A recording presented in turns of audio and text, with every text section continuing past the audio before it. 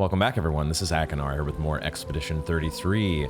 And at the end of last episode, we made a most unexpected but very exciting discovery. The fact that we now, as a result of rescuing enough lost Jestrels, we have finally gained the ability to break all of these funny-looking rocks that have been all over the place, and we now know they're called paint spikes. And needless to say, I was very excited because I've been waiting for this. I have been waiting for us to get our hands on a paint spike destroying ability. And so it is time. It's time for us to do some backtracking. We're going to be going back through each of the previous zones and finding all those spots that we need to break some paint spikes. So it's going to be a lot of fun. I think we're going to also switch up our hairdos and cosmetics as well, since we did pick up a bunch of French bobs. We're gonna make things even more French here if they weren't enough already. Verso unfortunately is still waiting on his new a new haircut to go along with everybody else's. I could have sworn though that we got a bob haircut for Lune. Is that not true? Okay, maybe it didn't actually register that I bought. I must not have hit the appropriate save point or something. I thought for sure we had bought 3 new hairstyles for all of our ladies, but I guess that's not the case. We'll switch up the outfits as well here. We'll go with the, I'm not a huge fan of this civilian outfit for Verso, but just, he doesn't have many other options going on, so it's what we've got. And we're gonna give, CL's gonna be on baguette duty. Oh, I guess that's what happened. We must have given CL 2 different bobs. Oh, I thought, interesting. The plunging bob versus the French bob. Okay, well, all right, so it didn't go to CL, or sorry, to Mael. Man, I keep getting those two mixed up all the time. I apologize for that, but very similar names. Hope you can understand. Cosmetics have been adjusted, and that's about all we need here to get us going. We need to get back to the continent, and we're gonna make our way all the way back to the start. We're gonna head back to the Spring Meadows because I can think of one spot right off the bat that was at the end. I think it was right next to the Avec boss fight in the end of Spring Meadows. That's not what I wanted to do. I did not mean to get rid of you, SK. Come back, please. I wanted to put you into speedy mode.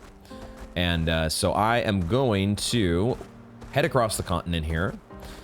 And in addition to backtracking for paint spikes, I think we might also try our hand, potentially try our hand at some of the optional encounters that we have been putting to the side. I think I have to go through this area. I don't think I can swim around just yet. Maybe eventually we'll be able to... Oh, wait a minute. Oh, did I completely... Actually, I completely forgot to explore... I forgot to swim in the water out here, didn't I? I actually just realized this is not even backtracking, that I forgot to go over in this direction. Okay, there is more to explore over here. Okay, so there's... Oh my god, what the heck is this? There's a... Is that like a giant... face? What the hell is this thing? Okay, well, we're gonna wait on that. And it looks like there's... more to explore over here as well, but I cannot go directly back. I can't go directly back to the beginning. That's what I want to do. I want to start at the beginning, and then we will work our way forward. But that's exciting that I'm not used to, I should say, not yet used to swimming. SKA has swim trunks, and so we'll be exploring that new territory eventually. I don't know what we're gonna get around to today. What all I can squeeze into this episode. We're gonna see how things go. But I do have some optional chromatic bosses on my mind, some various danger zones that we have passed by in the past. And it might be time to take a look at some of those as well. But first order of business here is to get back to the Spring Meadows. And I guess I have to go back through here and find a flag that I can warp from. Hopefully there's a flag somewhat close by. I thought there was a flag sooner than this, but maybe not. Maybe it's on the other side of this bridge. Either way, give me a moment here to make my way back to the Spring Meadows. And here we are, back finally at Spring Meadows. And I do remember, pretty sure I remember there being a spot in here, right near the end of the level, that at the last time we were here, this I had not adjusted my brightness settings yet, and so it was a lot harder to see. But here it is. Here it is. I do remember, even in the darkness at the time, I could make out these familiar paint spike etchings, and those are now out of our way. And what do we get? A Color of Lumina as reward, right? Yeah. Oh, ×3. Oh my God. Color of Lumina ×3. Baby, we are living now. I have forgotten a little bit just how beautiful this area around the indigo tree is, as well as the soundtrack. Everything about this game. Oh, there's another one here. Is this just connecting back to where we've been before? I think so. I feel like the rest of this is ground that we've covered. Did we attract? Oh, we did attract the attention of an Abyss. We've got an Abyss on our case here. I might jump into a battle here and there in some of these earlier zones just to see how much our how strong we are now. I see you. And laugh at how quickly the enemies disintegrate before our eyes. Oh, 52 XP, man. This is the farming spot right here. Okay. Yeah, so that opened up. I do not remember this side path. I totally missed this, but it's those just connect together, one to the other. Okay, so this is the part where I am going to spend the time to go through in a more meticulous fashion to make sure that I have not missed any other little side paths, whether they contain paint spikes or not. There may be some other things that I have just passed right on by, as we've seen in other instances. And I you know, there may be other friends of ours to revisit and just to see if anything is new with... I don't suspect these Nevron NPCs will have anything new, other than the option still there for us to attack them, which I don't want to do. Wait a second. Oh, there's a paint spike. See, look at this. I would not have thought that there's a paint spike here. And I would not have thought that my aim could somehow be so bad and yet still hit. I thought I missed it, and I was gonna have to redo my first strike there. Okay, another Color of Lumina. Probably a lot of these paint spikes are just gonna have regular old Colors of Lumina that they're guarding, but there may be more as well. Such as New Pictos. This is a level 12, which is not bad. It gives Aegis Revival. Aegis Revival, which is... what did it say? 1 shield on revival? +1 shield on being revived. Huh. +1 shield on being revived. You have to be revived, but it does give a fair amount of health and... or I should say defense and speed. Who do we want to have defense and speed? It probably doesn't matter too much right now, but we could... I suppose we could give that to Verso instead of this inverted. Yeah, let's... I don't really like the inverted affinity that much, but I might not be making the most use out of it. It could be one of these. Like, there are certain places that we're going to revisit, like the Gestrel Village. And I remember the one-hit KO NPC in the Gestrel Village, where we need to have all our damage in one strike. And maybe something like Inverted Affinity could be a Pictos or a Lumina that you would want to apply, where you just stack so much damage at the very, very start of the battle to maximize your chances. That could be an option, but for now we'll swap that out and get that leveled. So there we go. Okay, so an unexpected discovery, as it looks like we're heading back to the start of the level. Question mark? I think this is... It feels like it's going to lead back to the very start of the Spring Meadows, but maybe it leads to a new area altogether? Because I think... Yeah, I think I see the original, the very first flag. Maybe not the very first flag, but I can see over in the distance where we fought the first baguette. The first mime. Can I fall down here? I can't fall down. No, but there is a ladder. There is a ladder to climb down. Or there are climbable accoutrements, implements that have been put in the wall. I don't know what to call them, other than a ladder, a very fancy expedition ladder. But it does look like this is just leading us back down to where we started. So, but also I don't remember ever having the chance to climb all of these. Did I just miss this little side path? I'm loving how this, I don't think we could have gone here. This is just... Because eventually you get to a spot here where, yeah, we can jump down, but we could not get across. Question mark? Let me see. Jump. We could, now this is where we were before, but could I have made this jump right here? No. I don't think it would let us get up there. So it's a one-way trip. Okay, so it was leading us back to where I suspected, which is interesting. That was there, this path was here the whole time, but because we couldn't reach it, I sort of had put it out of my mind. But I love the way that even in this original level, there's more interconnectedness than I had given it credit for. Okay, so now with that, I will continue to explore here in Spring Meadows just in case there is even more that I've missed. But I'll be making my way through the other areas as well. And whether it's paint spikes or optional bosses or other fun discoveries, we will see where things go. Well, I see that Abyss Cave over here no longer says danger. I guess we're well leveled enough now for it. We might as well give this another shot.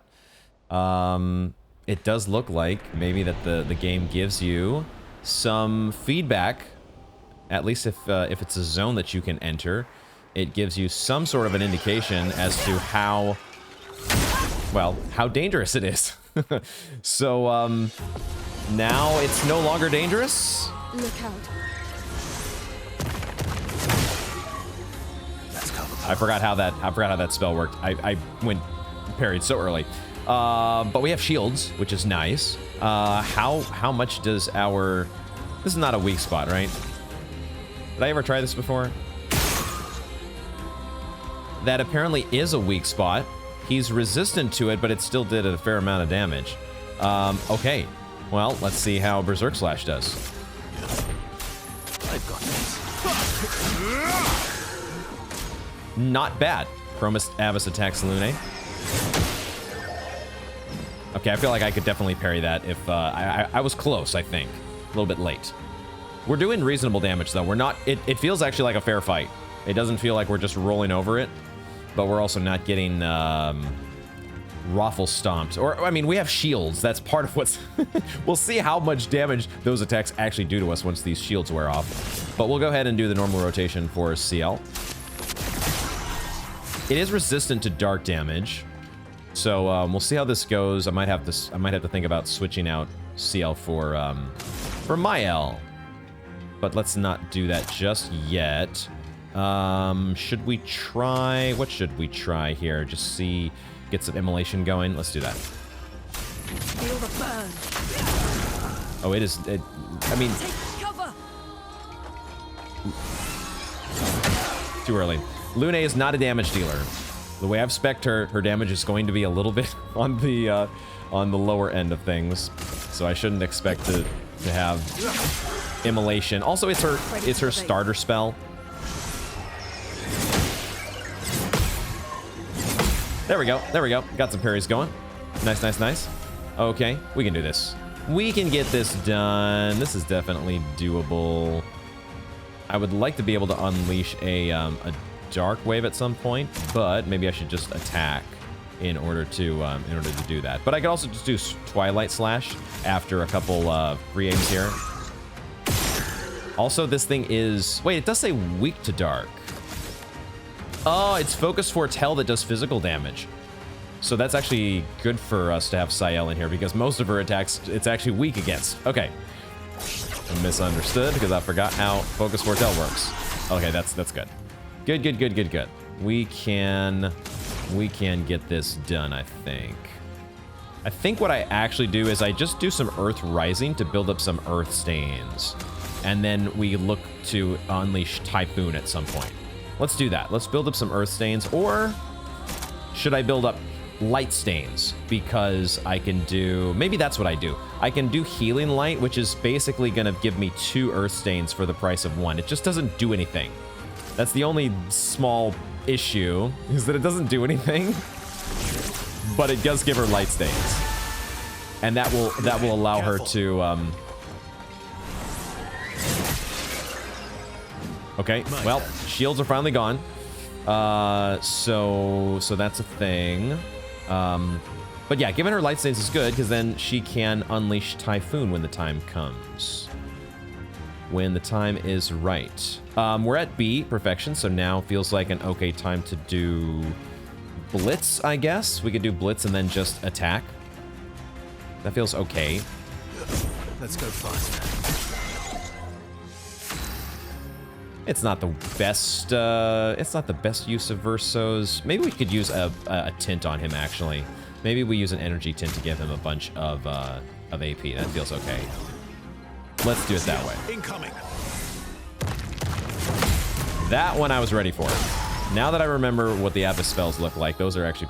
It's similar to the Burgeon Miasma. That timing feels very, very easy to do. Okay, time to unleash the big damage here. Although, maybe we do a Focus Foretell first. Maybe we do that. Let's apply some Foretell, and then we'll unleash the Dark Wave next turn on our last turn of Twilight. This is only going to be for applying Foretell, but that's going to be a good setup. And now, unfortunately, we're still a turn away from doing Typhoon, but I could do... I could do the Thermal Transfer, but that would consume my Grass Stains just to take a second turn. But it would gain us the AP that we would need to do Typhoon. So I don't know. I think I'm just going to attack this turn. Incoming. Okay, let's see if we can... Damn it. I missed that second one. So now we will have to... Now we're going to have to res. We're going to have to res Lune, I think. Maybe we don't have to, but I want to. I'm going to res with Verso, even though it doesn't spend any of his AP. We're going to do the revive with him because I want... Don't die next time. Shit. No! He had 2. I didn't realize there were 2 that were coming. Okay, this thing is pretty fast. It would probably be good for us to have Rush. That might be a good thing to swap out for CL if we have to do this over. This is our last turn of Twilight, though. I want to do a Dark Wave. Oh my god, that was amazing.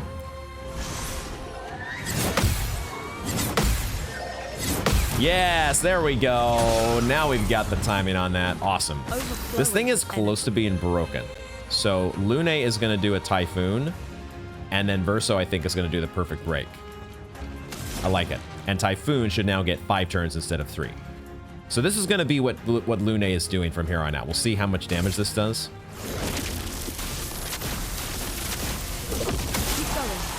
That's not amazing, actually. I don't know if it was... Did it say resistant? I don't think it said resistant. But it's probably just the way I have Lune spec'd. She's not a huge damage dealer. Because her crit rate is pretty low, isn't it? But she is going to be healing her allies, which I like. Although that is going to make Verso's Berserk Slash a little worse. But I did say I wanted to do Perfect Break with him, didn't I? It costs 7 AP because we're not on B rank, but I want to break the enemy. Let's do it.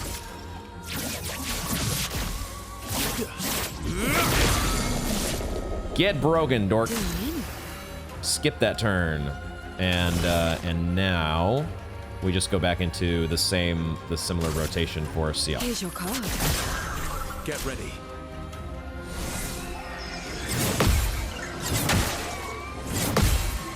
Just a little early on that second parry, I think. Oh, wait a minute. Oh, we can do stuff. Oh, this is not like Fire Rage, is it? The Typhoon keeps going? It does it on top of whatever skills you have going. Oh my god, are you serious? Wow, Typhoon might be way better than I thought. It actually is. I'm gonna get to do a different skill. I don't have to do Typhoon again. Is that true? I mean, it looks, I see the animation swirling around her. It must be true. Okay, I guess we're gonna do an immolation then. The other idea would be to do an Earth Rising, but that's only to consume. No, I want to do immolation. We get the additional damage from her Ice Stain. Oh, and that Perfect Break got... Oh, because we broke the enemy, that's right, we get a rank S automatically because of that. Oh, perfect. So now I could do Ascending Assault, but I was not super impressed with this before. Maybe I could try a Defiant Strike instead to give Mark, and then CL can do her big damage dealer. Maybe let's do that. Let's do Mark to set up CL, even though he's resistant to physical damage. And then we can do Dark Wave again. I like it.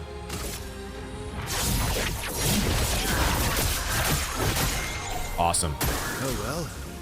Okay, Verso, get ready. All right, I think we're figuring out these. I think we're figuring out the timings on these counters. Feels pretty good. Yeah, and the healing just keeps going. That is so cool. Oh my god, I'm so happy that we picked up this Typhoon. I'm still, you know, I might have gone too far on, you know, Lune might not need that 6 cost. What am I talking about? The final healing ability was Revitalization. That might be unnecessary. It might be worth doing another recoat with Lune to just, because how often are we actually using that Revitalization compared to like Healing Light or Rebirth? I don't know. I might... We'll see. We'll see how things go. But for now, we will do another immolation? Question mark? I just don't have a way to consume these fire stains. That is one weakness with the rotation that I have going right now. I cannot consume fire stains, which is a bit of a bummer. So, I guess instead of that, I will do... I guess I'll just do another immolation, even though we can't consume our fire stains. You're outmatched. Just keep building up the burn. Now, I think I will try Ascending Assault, but it is physical damage. That's actually not good. It might be better to just do the... We could do Powerful. We don't get the increased duration. Maybe let's do that. Let's do Powerful. No time to lose. Give everybody the power buff. Incoming. Nice! I thought I might have been a little bit late on that, but we did get the counter. Twilight. Let's just keep doing Focus Foretell and Dark Wave. I feel like that's a really good... I could also do Bad Omen. Maybe Bad Omen is like equivalent to doing Focus Foretell because it always applies 10 damage and it actually does, sorry, 10 Foretell, but it also does dark damage on top of it, which is better than physical damage. Yeah, maybe that's the way to go. It actually applied 20 because it's 2 hits. Okay, that's, yeah, Bad Omen is the way to go. And then we get a Typhoon again. Oh my god. Okay, we got this. We got this in the bag. This is, we could do another Typhoon as well. How does that work? How does that work exactly? I really need a way to consume fire stains. This is not the optimal way to do this, but let's just do another Typhoon. I don't see why not. Cut him down. And then for Verso, even though we're in Yeah, even though we're in S tier or S rank, I think Perfect Break is the better way to go. Either that or Defiant Strike to set up CL. And I actually like that. Let's do Defiant Strike to set up CL. Let's play. And that still does a crap ton of damage anyways, even though it's resistant to the physical damage. But here, oh, we could actually do Phantom Blade to break it. Let's do that. Lady looks nice. Boom. Easy. A storm is coming. Easy. And the Typhoon go. Oh my god, I love this. Oh wait, we did consume Fire Stains. Or maybe we didn't consume the Fire Stains, we just pushed them out? Is that how that works? Have I not noticed that before? But the older stains just get like pushed out of the way. They get overwritten by the newer stains. I don't think I had noticed that before. Okay. That's one way to quote unquote use your Fire Stains. I don't think it matters what we do at this point. We should have this. We should have this as long as I'm not too much of a dingus. Let's just spend as much AP as possible. Do a Perfect Break here, even though we don't really care about. We're just spending AP and doing as much damage as we can. Yeah. Take cover. Boom. The Chromatic Abyss is out of here. Awesome. That feels great. And do we get 2 Resplendent Chroma Catalysts, which those are the level 9. I think those are the level 9 weapon upgrades. We also get a new Pictos, First Offensive. First hit dealt and taken deals 50% more damage. That's another Pictos that we would want to think about for that when we return to Gestral Village to try the one-punch knockout ability. No, I take it back. The Resplendent Chroma Catalysts are the next. They're the best upgrade that we have. Those are the ones that get our weapons up to 19. Okay, well that was really worth it. Awesome. Okay, so that worked out well, and I like the fact that we were able to get this fight before we got too over leveled for it. That felt like a reasonable enough challenge.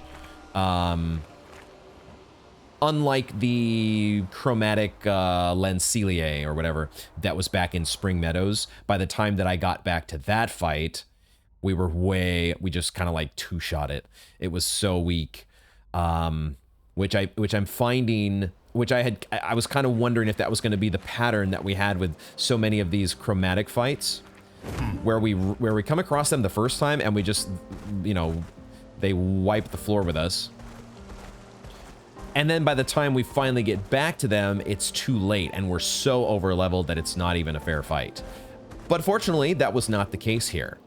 So I'm happy about that. So we'll see how the others go, or we'll get around to maybe some of the others chromatic fights that we have left behind here eventually. But the next zone that I'm going to be going through here is Flying Waters, and just continue to see what we find. I don't remember off the bat. I don't remember any paint spikes that we missed, but I also can't claim to have extensively thoroughly checked everywhere in this place. So we stay in search for paint spikes and chromatic fights that we're returning to, and we'll see how it goes. I think I have made a discovery as I have been going through here and just clearing out these low-level groups of enemies. I think I may have stumbled upon what determines the order of the party going first. At least the first set of attacks. I've been so confused as to why is my fastest character not going first. Let's test this out and see if my theory is correct. I think it has to do with who is added to your party first. So right now, CL is the only party member. And then we could add Mael, and then we could add Verso. My theory is that CL should go first, and then Mael, and then Verso for the first set of attacks. That's my theory. The order in which you add your members to the party determines what order they start the battle in. Is that true? So far, so good. CL, Mael, and Verso. And then after that, all bets are off. It all depends on what are the actual, you know, your speed stat then comes into play to determine who goes first after that. Now, let's back off here and de-aggro this guy real quick. And let's readjust the party. Let's make it now so that Mael actually is the first person in the party. And now let's add Verso and Lune. So now the order should be Mael, Verso, Lune. Let's see if that actually applies. Moment of truth. Am I completely out to lunch? Mael, Verso, Lune. I think we finally understand party order, at least for the first set of attacks. So that's a cool thing to know, because now it really gives you, at least to start the battle, you can think about what your opener is going to be. You can really kind of fine-tune exactly what that sequence of first attacks is going to be, and also how much AP you're going to need for that first set of attacks, and you can plan your Pictos and Lumina, thinking specifically of energizing start, all the different energizing start options that you have. You can plan those as you see fit. So now we know at least how to plan that first set of attacks. A fun little discovery that I've made as we're going along here through these opening initial levels. I've just been cleaning up these low-level mobs, just if nothing else to help myself kind of you know exactly which parts I've explored to make it easier for myself. Make sure I don't get lost as easily, because otherwise, you know, these enemies do not take any. They're really nothing to worry about. We just roll right over them, of course, because we are so strong at this point. But it was still worthwhile. Going through has not been a meaningless task, because we've gleaned some new information.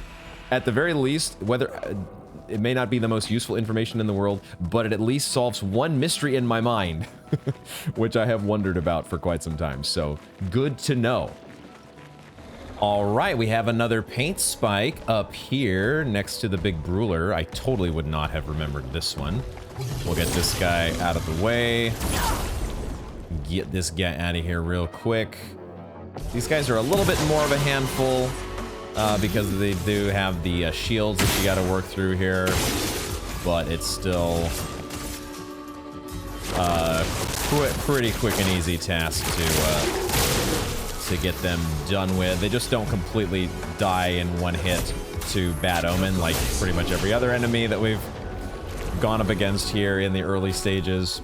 But now that this guy is out of here, we can clear this thing. And it does not open up a new path, which is what it looked like. But it does get us a color of Lumina. How many of these paint spikes are just going to be another color of Lumina? But, you know, at some point here, we're going to reach a, well, I don't know if we're going to reach a critical mass of Lumina. That's what I was thinking of saying. But we are going to have so many that it's just going to make my decision-making almost pointless to even think about. Just give everybody a shit ton of Lumina points and don't even think about it. All right, I finished up the rest of Flying Waters. There was only that one paint spike that I found. I also checked in SK's Nest just to be sure. There were no paint spikes there as far as I could tell. And now we're back on the continent where I've been looking around, and I did remember there were a number of these that were around the area. We'll get them here in a second. And also, I was checking in with some of the Gestural merchants here. There are a couple merchants. We need to find another expeditioner before we can unlock the cosmetics for those vendors. I presume they're cosmetics. Maybe they could be weapons for another expeditioner. But we do have a couple more artist hairstyles here to unlock for, I guess I hadn't unlocked these yet. I think maybe we didn't have the one for CL yet unlocked, but I also didn't want to spend, we were a little bit poorer in the chroma department the last time we were here. Not so much anymore. I think we're okay picking up these cosmetics. And then Blabbery. Blabbery. I'm sure there's a French pronunciation here that I'm butchering. But we don't have to come back to this merchant anymore. So there we go. We can check that guy off the list.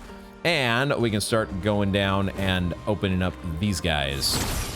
And probably just collect ourselves a whole bunch of colors of Lumina. That's my enthusiasm. Get back on the mountable terrain here for SK. My enthusiasm for these paint spike unlocks is dwindling ever so slightly, just because we're so far not getting anything more exciting than just colors of Lumina behind them. It's the side paths, Nice. I guess, that we're opening up that are going to be a little bit more of interest to us. I know there's at least the one side path in the Stone Wave Cliffs, I think, that had looked like a chromatic enemy behind it. But otherwise, most of these are, you know, just your run-of-the-mill Lumina points, which we need. Obviously, we will take as many of these as we can get. But as much as I've bemoaned, you know, the deluge of Pictos that we get at every turn, I'm kind of like, now I'm wishing that at least one of these paint spikes would have like a new Pictos, just to break the monotony of the Lumina loots. Let's also check inside of the redwoods here. I did quickly look to see if the danger, if that were still here, and it is. Now that we know that as we level up, this danger warning may eventually be removed in some instances, at least, perhaps all instances. But I just wanted to remind myself if there were any paint spike that were in this area. Okay, I didn't remember there being one, and I don't see one. We just have this very, very weird, odd-looking fountain. And the last time Chroma was poured inside, the fountain began to speak. I don't think I want to pour in 10k. Considering that the zone says danger, I don't know what we're getting out of this. As far as I know, well, if it says danger, there's a likelihood that we're just getting a fight. That eventually we're going to pour in enough chroma and there will be a chromatic enemy that's going to come popping out. And it would make sense to wait a little while until we're able to better handle such challenge as it may present itself. So yeah, we'll leave the redwoods until it is a little bit less dangerous. And for now, I will continue making my way next through the Ancient Sanctuary. I know there were definitely a couple spots that had some paint spikes, and also I might have missed. This was there were a lot of twists and turns in the Ancient Sanctuary, and I have a feeling that I might have missed some things on top of having my way blocked by paint spikes. So let's see what we can find. And sure enough, right off the bat here, we've got one. I think this was the one. I don't remember if there was a second one in the Ancient Sanctuary, but I do remember that this was here. And what exactly is this? Is this getting me now to the other side? I think we had previously been across there. And now we are to this new, I had seen the grappling hook spot over here and hadn't known how to get to it. We just needed to get our hands on, oh my god, wait a second, there's an entirely, oh my goodness, look at this, there's a flag over here, and a whole new area. Now, are the enemies in this area, are they gonna be more, I would assume, given the fact that we just unlocked the paint spike ability, these enemies are going to be more up to our current level? I wouldn't expect these to be as much of a walkover as I've been having so far with the first couple groups of enemies here in this zone, but I don't know. Maybe it's just like, Okay, that was, I think, a bad roulette. Let's see what Berserk Slash does. I mean, Berserk Slash is really freaking good, but But still, I don't... That enemy didn't feel like it was that much of a higher level compared to the other Saga Batons that I have, that I had just been refreshing myself against here. So, okay, that's fine though. I don't mind having, a relative easy go of it, I guess. We have a lot of tough fights in front of us still. And if this area isn't... It's just, you know, you would think that they would scale things up a little bit more when you know that this is not an area that the player is going to get to for a while. It's going to be some time before they come back to the Ancient Sanctuary to deal with this. So, I don't know. Burn, okay. I'll go ahead and do one more free aim, and then we'll just go into... Well, the Bad Omen applying Foretell is good, but it also spends all my AP. I'm just going to go ahead and attack here. Get this last shield out of the way. And then do a Berserk Slash. Because it's so freaking good. Yeah, it's too good. These enemies don't seem that much stronger than the rest. I don't even really need to dodge the explosion because we have the shields. That's one good reason, this in media res. One good reason to keep it on the whole party is to avoid the death rattle explosions. So, okay, all right. So let's see then if there's anything more than just some relatively weak enemies to find here.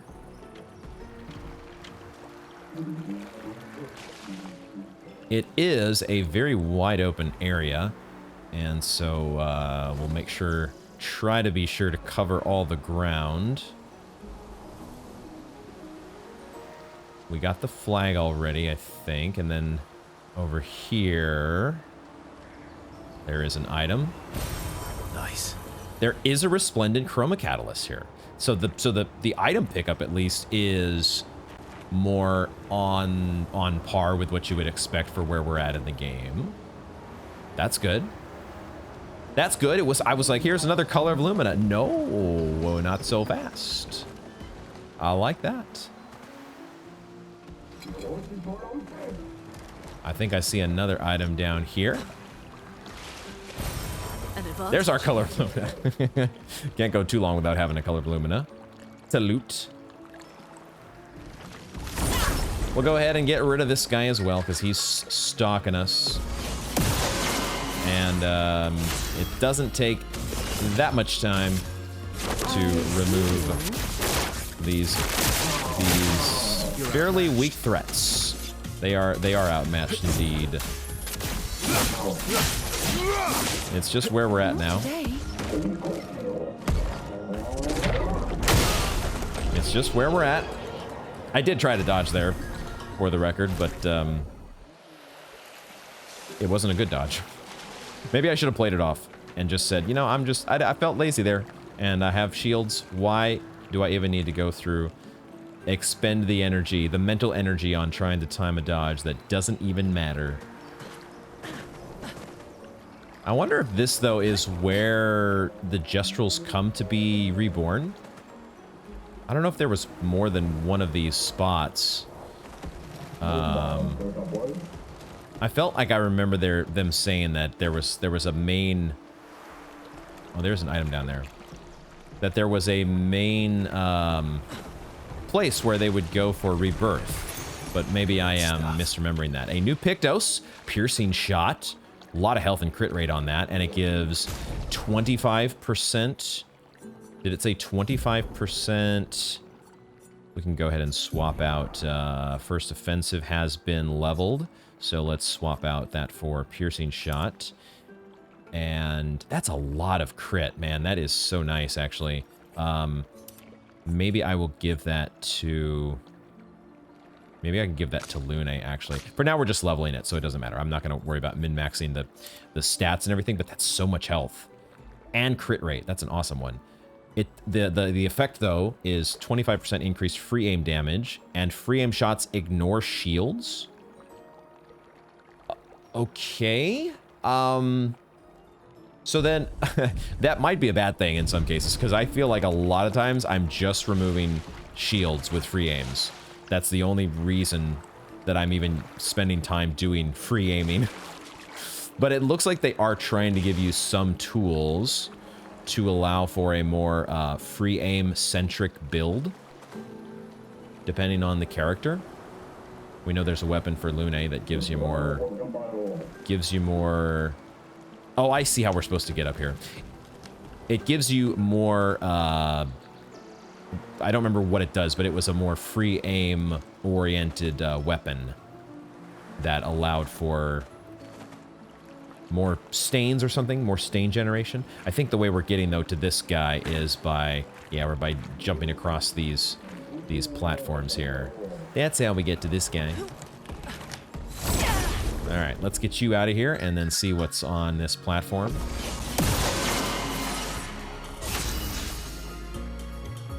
Oh. Why is Verso going first now? Why is he going first? All of a sudden it's going a little differently than what I... Is it because I changed the Luminas for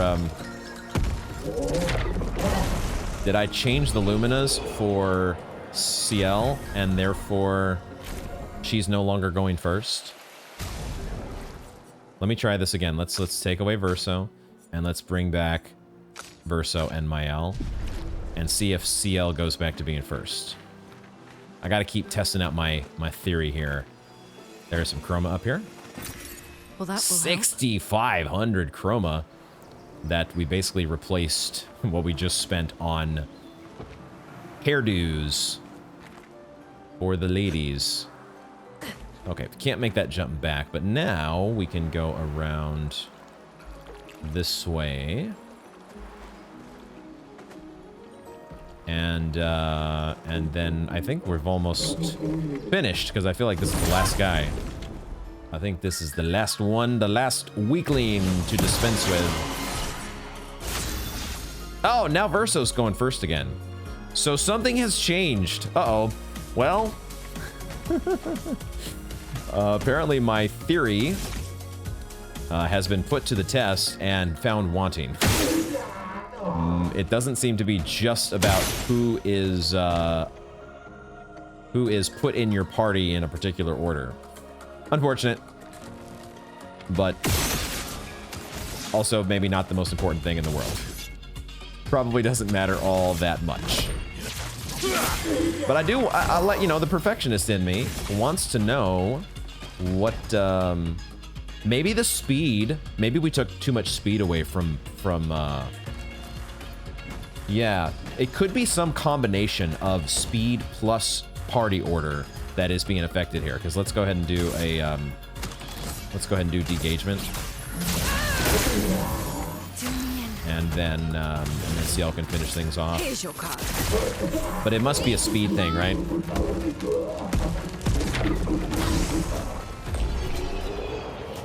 I can only imagine that speed must be having an effect here if we check the speed stats. Because what we just took away... First Offensive had 75 speed, so her speed is 501 compared to like 662 and 644. So she still had less speed previously when we had First Offensive, but she was at least close enough to where apparently, yeah, it might be some combination of your character's overall speed plus the order in which they've been placed in the party. And maybe getting put to the front, being like the party leader, gets you some, a buff to your speed, at least for the first turn. I could be making things up. Of course, you know, you all could tell me if I asked for it, but I don't want to know yet. Please do not tell me. That is one thing I will remain wondering about, and perhaps some of you will be frustrated at me for not knowing what the answer is, but ultimately it's not the biggest detail to be fretting over. I'd like to figure it out, but if I don't, let me wonder about the mystery. Let me continue to ponder that mystery. What I don't think is a mystery any longer, though, is the this little this little area. I think we have cleared it out. Yeah, it looks like we have cleared out all the enemies and I think picked up all of the items. So we'll keep it moving forward here and see what else we can find. Turns out there was something that I missed over here in the ultimate Sakapatat arena. There was a little cubby hole that I missed. They even tried to put a lantern here to draw my attention to it, and I still flew right on by. Shame on me, because sure enough, there is an item down here to loot. I see it. I see it. And new Pictos? Nice. It is. Stun boost. Stun, 30% increased damage on stunned targets. Okay. Not the craziest Lumina ever, but we will give it here to somebody to make sure that we get it level, just like all the Luminas. But I think that is going to then bring us to... Here it is, stun boost. Yeah, it's only a level 4. It's only a level 4 Pictos, but we learn them all. We learn all the Luminas. And that does bring us to the end of the Ancient Sanctuary, which means the next place on my list to recheck is the Gestral Village. I'm still kind of looking for the whoever this mushroom belongs to. We still have a mushroom here that we've not been able to find for anybody. So yeah, I guess we have some Burgeon skin as well. But I revisited the that one Burgeon place. Was it the small Burgeon? The white or pale Burgeon that we found previously and talked with about the Paintress and a Regent, I think. And there was no new interaction with the Burgeon skin, so I don't know what we're doing with that Burgeon skin, but we will make our way over to the Gestral Village, because maybe there is somebody here who I have forgotten about who would be interested in that mushroom. And of course there's other interactions, that some merchants that we might want to buy some stuff from, as well as progress other various Gestral interactions. So let's see.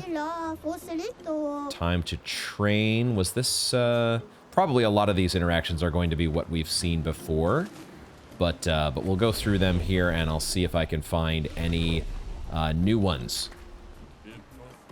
Notably, Noko is no longer here, so that's at least one difference. And I don't know exactly where Noko is now, but presumably that's like Noko's a notable enough character that we would cross paths with him again at some point, I would have to think.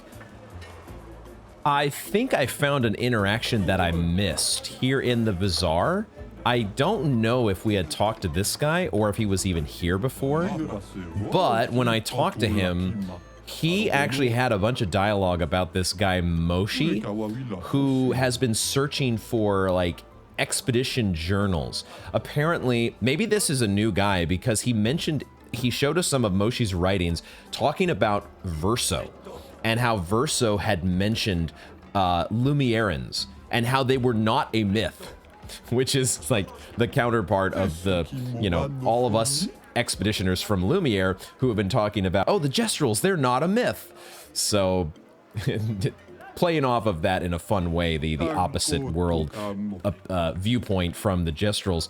But apparently he also was very interested in seeing our journaling, because he gave us a whole bunch of colors of Lumina. Oh my god, did he ever. We are up to 110 now. I don't know how many he gave us, but it was like, I think he might have given us like 2 stacks of 20. So this guy is really interested in getting journals from us and will reward us pretty handsomely, which feels, it's much nicer to get 20 Luminas all at once compared to just the one that you get from breaking down a paint spike here or there. So that's a good pickup. Already making our return to the Gestral Village worth the time.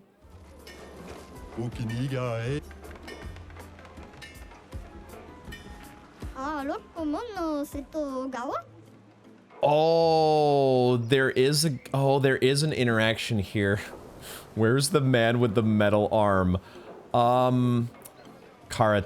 This was the guy who was in the Ancient Sanctuary. wasn't he? もっとピバーキだ That's it. Oh no.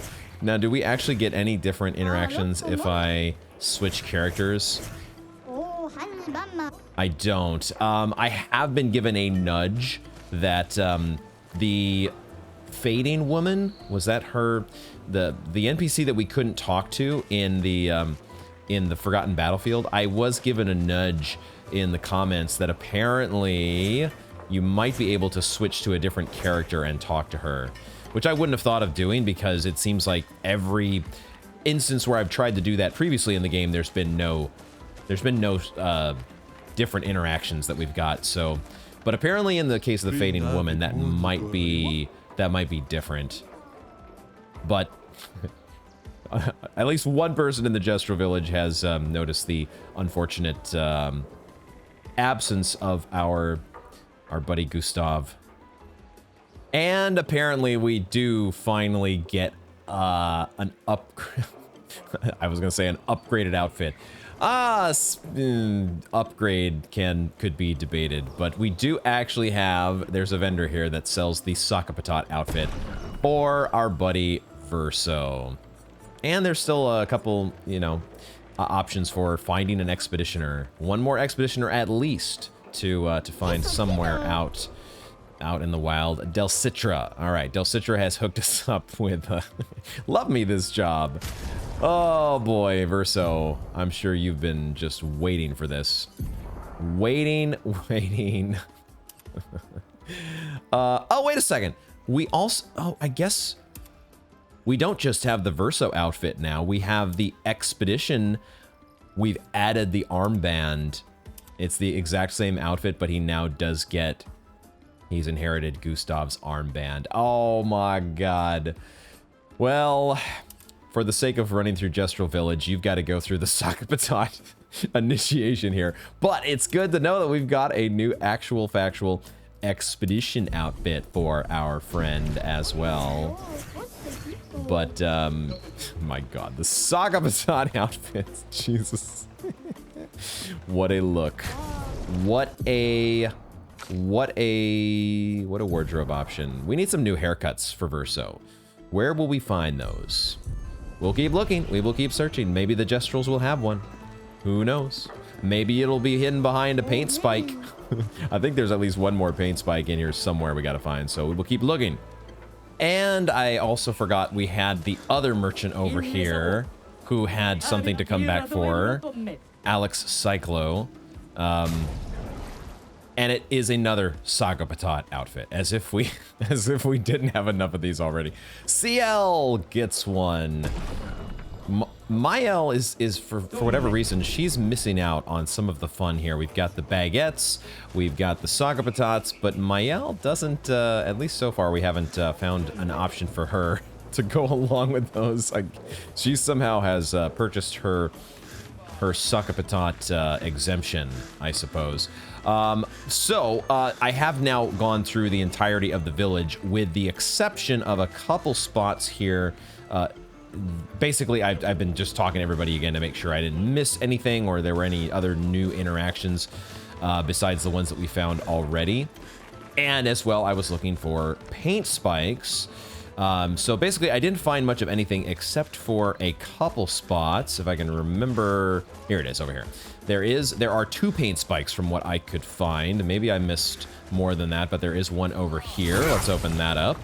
See what we get. And ooh, there is some fancier looking loot here. What do we have? Well, that will help. Ooh, a new weapon for Lune. It's a level 12 weapon. What do we have? Betalim. It is, I did not mean to just automatically switch to it. What I wanted to do was read it, although it maybe is going to be what we switch to, because it, man, does it scale with, oh my god, that boost in attack power, 920? What are the effects here as well? Using a skill that consumes stains, increases damage by 20%, and it can stack up to 5 times? Holy shit. Resets on using a skill without consuming stains.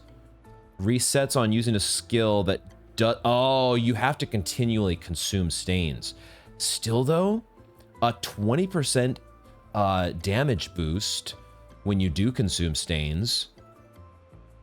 And at level 10, which we already have, on turn start, if no stains, 2 random stains are generated. Wait, what? You just get 2 random stains, not just to start the fight, but on any turn that if you have none of them? Holy shit. Okay, that's a really cool weapon. And I love that it scales with the stats that she's got already. I am gonna have to think about that one because it's level 12. It's our best weapon for any character, and it really boosts her attack power. And I love that skill or those weapon abilities. Those are super interesting to think about. I will definitely put some thought into equipping that, or maybe just straight up recoding Lune back into, I don't know, pyromancer action. We'll see. We'll see how it goes. I did also want to the other paint stain, or sorry, the paint spike. That's what they're called, right? I've got stains on the brain now. Stain brain with that new weapon. That's so cool. Here's the other paint spike that I was able to find. So now this can get the hell out of here. And new Pictos. It is nice. Powerful shots. 20% chance to gain powerful on a free aim shot. That's a cool little, and it's a level 12 Pictos in addition to everything. So let's make sure somebody gets that here. I think maybe Mael. It's just a good Pictos to, it's a good thing to add to the, like there's marking shots and burning shots, that whole shots package. Shots. Oh my God, and there's so much health as well. Okay, my goodness, I thought I might be losing some by switching out this energizing parry. Think again. Okay, we're starting to get some nice power in our Pictos department. So this is getting fun.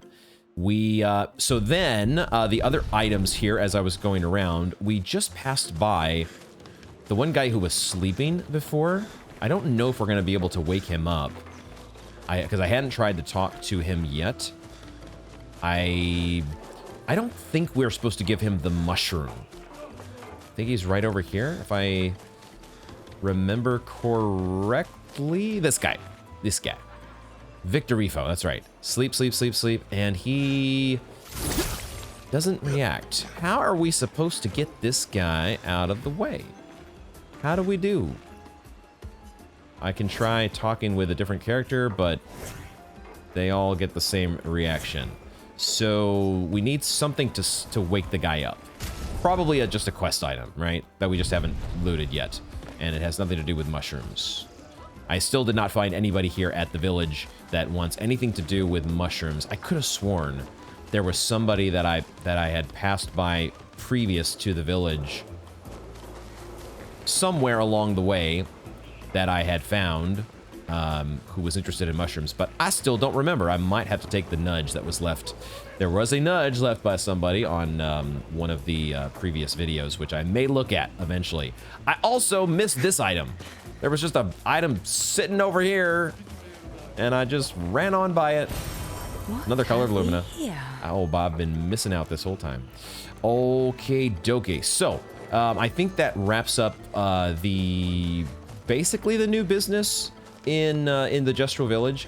We still have this one punch fight, which maybe I will give a shot at here. I had already kind of started speccing Verso in that direction. So, actually I'll take out CL and we'll put in, we'll see how, I need to remind myself, first of all, how this fight works. I need to remember, because I don't think it's a solo fight, like so many of the Justral fights that are kind of like one-on-one duels. Also need to find where the guy is. I think he's back here. Here we go. Here we go. Ono Poncho. Yeah. Rules are simple. You get one hit. Oh, we only need to deal 99999 damage? Ooh, this could actually be very doable now. I feel like a lot of our attacks are hitting that, especially with Verso and his Berserk. Let's see if we can get things going here, because we do get to bring the party Yeah, we get to bring the party in. So that means, okay, I didn't, let's go ahead and flee because I forgot to readjust the skills. There's a couple ways we could do this, actually. We could do, because I'm giving Verso inverted affinity, I was thinking about reducing his health even further using Lune to heal him. And basically reduce his health even more so we could trigger things such as these energizing pain. No, not that one. There is a... What is the ability that gives you... It gives you more damage. Is it Last Stand Critical? That's when you're fighting alone. What? Maybe I didn't give it to him after all. Maybe I didn't. I was thinking about doing it, but I guess I did not actually equip it. There are some abilities, like when you're below 30% or 10% health, where you get a lot more damage, but we might not even need those. So let's just do this by giving Mael, make sure she has Defenseless, or Guard Down, I should say.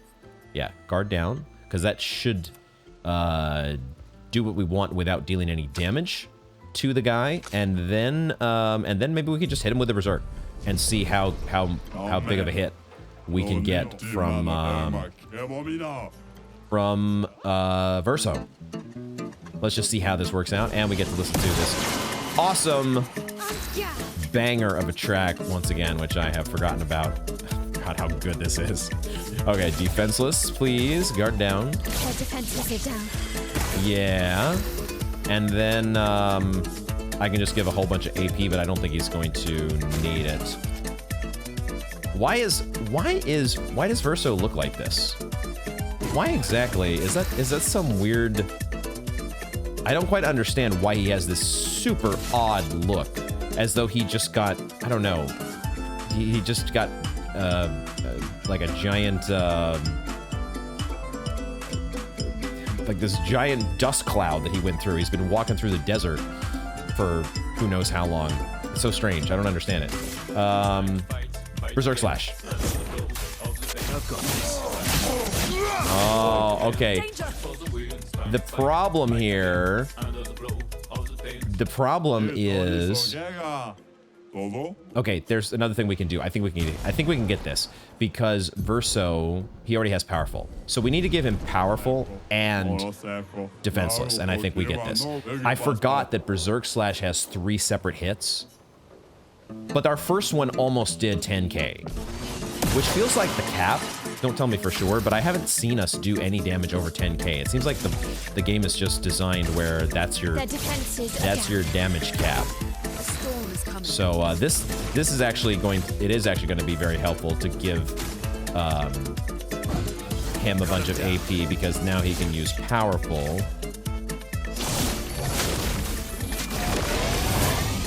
And his rank stays at C. And now we just go ahead and everybody's turn gets skipped. We skip here. And we skip here. And now, hopefully, we can get this with a Berserk Slash. There we go. We got it, I think. I think we got it. Wait, what? It's time to fight again. Huh? Berserk Slash did, the first hit did 99999. Wait, that was it? Wait, what? You get 1 hit. Is it because we're doing 3 hits instead of 1? We have to do... What? I have to actually do 1... I can't use an ability that doesn't deal 1 hit. Or that doesn't deal more than 1 hit. I don't know what I'm saying right now because I'm so confused. It feels like we won. Bro, that's pretty weak sauce. I feel like that is not fair. That's not the way this is supposed to work. Wait, what? I mean, I'm gonna do the exact same thing that I just did, but it's not gonna work. So I have to do something else. Maybe I can just do Perfect Break. I do Powerful and then do Perfect Break.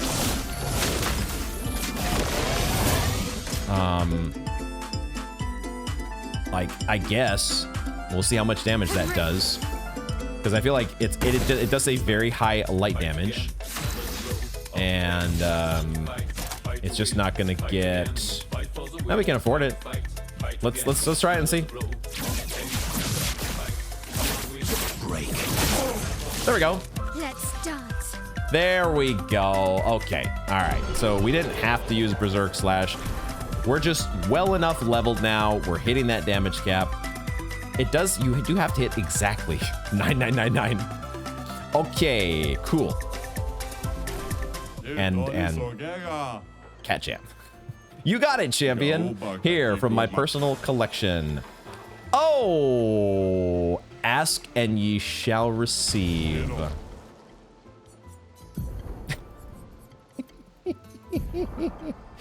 Ask and ye shall receive. No longer left out. All right, it is Sagapatat Day, everyone. Sagapatat. We really should go with the gestural hair to do it, to make the gag 100% here. But you know, we'll go half-hearted here on the Sagapatat crew. Oh my god, everybody has, including Mael. She's no longer. We just had to get the one punch, man. That was it. We just had to get it. We just had to. Okay. All right. So with that taken care of, with that out of the way, now I will try my hand once here, or maybe a couple times. We'll see how well we do. But I wanted to give another shot at Golgra. We're probably still way under leveled for this fight, but you never know. You got to check in and see just in case. Just in case. You don't want things to be too easy because you waited too long. So let's speak, see if there's anything new. Well, hello again. Ah, it seems your journey is going well. I see you've met Verso. Okay, so she does react to Verso's presence. He's a troublemaker. Ah, good to know. You want to say that to my face? Huh? You want to say that to my face? She doesn't say. Ah, your journey's going well. Okay, so let's do a duel. Yeah, I kind of do have a death wish, I guess. Let's try it with Verso. I don't have him spec'd out exactly the way that I would want for a solo fight. But if we're kind of in this, then that is a gradient attack. Okay. Okay, we managed to not die. Oh, she's gonna get another one? Never mind. She gets to go. She gets to fight. We're just way too slow. We have no speed compared to Golgra. So yeah, never mind. If she's gonna get that many attacks to our one, then we're still not even close. Not even close. Okay. All right, Golgra. Another time. We shall reconvene later on. Yeah. So the only thing then left in the Gestural Village now is we're going to be coming back to this guy when we have more journals.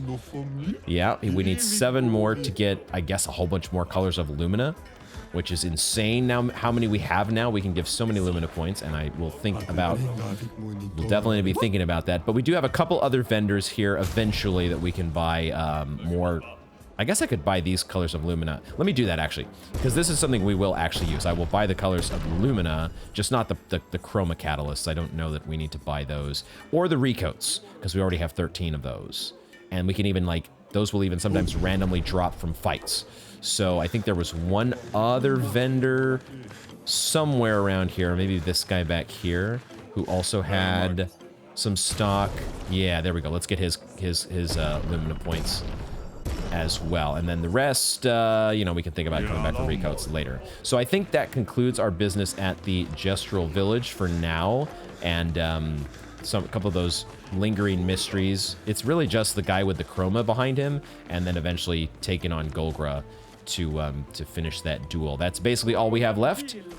So we will continue on and keep exploring the continent for other various paint spikes and other things. Hopefully I find somebody that wants some mushrooms. So, back here in Yellow Harvest, and I have not found any paint spikes yet. I've gone through pretty much the entire area, I think, but we do have a couple things to take care of here. One of them is another Gestural Merchant that we need to pick up a couple things here. Some more colors of Lumina, which we're just going to keep buying all these out. Just so we have 120 of these now. It's gonna be time very soon for me to upgrade some Luminas for everybody, and we got a hairstyle here for Lune as well. So otherwise, I don't think we need Chroma Catalyst or Recoats. We know where they are when we need them. We'll hold on. We'll let Pinaby hold on to that one for now. Let's also make our way back. We just make our way back down over here to... There was another young boy that I just wanted to see. So far, I've been given this nudge about the fading woman, and that we might be able to get some different dialogue from her by what I took the nudge to mean we need to talk using a different character. You know, we switch our characters around here on we switch characters while we're running around, and it doesn't seem though like anybody else has reacted differently based on the character that we are using to speak with people. It seems that the dialogue so far is always the same, and I think that's the case. It looks like that's probably going to be the case with this young boy as well. I think it's just the same. Whenever we try to communicate with him, he's just not seen, no matter who we use. But I can't say that I've exhaustively used every single person. Like Mael, nope, same difference there. So yeah, okay, just doing the thorough, making sure on this one. I had the same I checked in with the young boy that was back in the Ancient Sanctuary as well, and we also similarly had no... Well, he's actually not even talking to us anymore. This one at least has some dialogue that repeats, but the other one just completely ignores us. Okay, so the other... I had noticed, I think, in editing that there was this chroma, what I presume to be chroma up here, and I had not been able to find... Previously, I didn't find what led to that, but I think I might have an idea here. I also, as I was making my way back through clearing out the zone, I did find there was just another chroma pickup over here, right out in the open, that I just completely walked on by. I don't know what I can even blame it on. I don't even think I have an excuse here. This one we just missed. And that's just the nature of this game. I miss things, guys. But that's why we do backtracking, so we can come back and get them. There we go. Okay, more chroma to add to the stockpile. So now, what I did notice is that there was something, I think, in the boss room that I might have missed. Let's make our way back up there to the boss room. And when I came back to the boss room earlier and I had a look around, I noticed... Obviously, last time my attention was all over in this direction, actually dealing with the boss. But I noticed looking around that there was an explorable section over here. Let's take a look, because I think we did not check this out. Okay. Can I go down here? Is there like a... There's no grappling hook or stair step ladder hanging spots that let us get down, but oh my god, we can we can just, man, the fall distance, that is so not a thing in this game that anybody cares about. Okay, we can go... Wait, there's a character over here? Yo, what the fuck? What in the hell is this? Who the hell is that? That does not look like any creature that we have crossed paths with before. I don't know if it's a Nevron or Gestural or what. It doesn't feel like it's an enemy, but I can't... I'm also not getting a prompt to interact with it. So it must be an enemy, right? What the hell? It doesn't even look like it has, like it's not even textured properly. I mean, I guess we're fighting this thing. Do I have my party set up the way that I wanted here? I guess so. Let's just roll with who we've got. And... What? This is a fight. It's a chromatic fight. Marielle. A chromatic Orphelion? And I just got blighted, which I don't think we've ever had that happen before. Chromatic Orphelon? Okay, we're parrying some of these, but not others. What the fuck? Okay, dude has a pan on top of his head. And the other one has like a bushel of hay. And the other one has a whole bunch of stick pins. What in the hell are we... what is going on here? They all have... There's 3 enemies, but they all have 1 bar. Do they have like a shared health pool or something? Okay, Blight is a status effect that reduces the max health of the character. It is possible to be affected by multiple instances of Blight. Each instance reduces max health by 10%, so that stacks. Okay, but it's interesting because we have... I see, because we have the, this, and what is it called again? The shield Lumina, we already kind of had our health reduced already.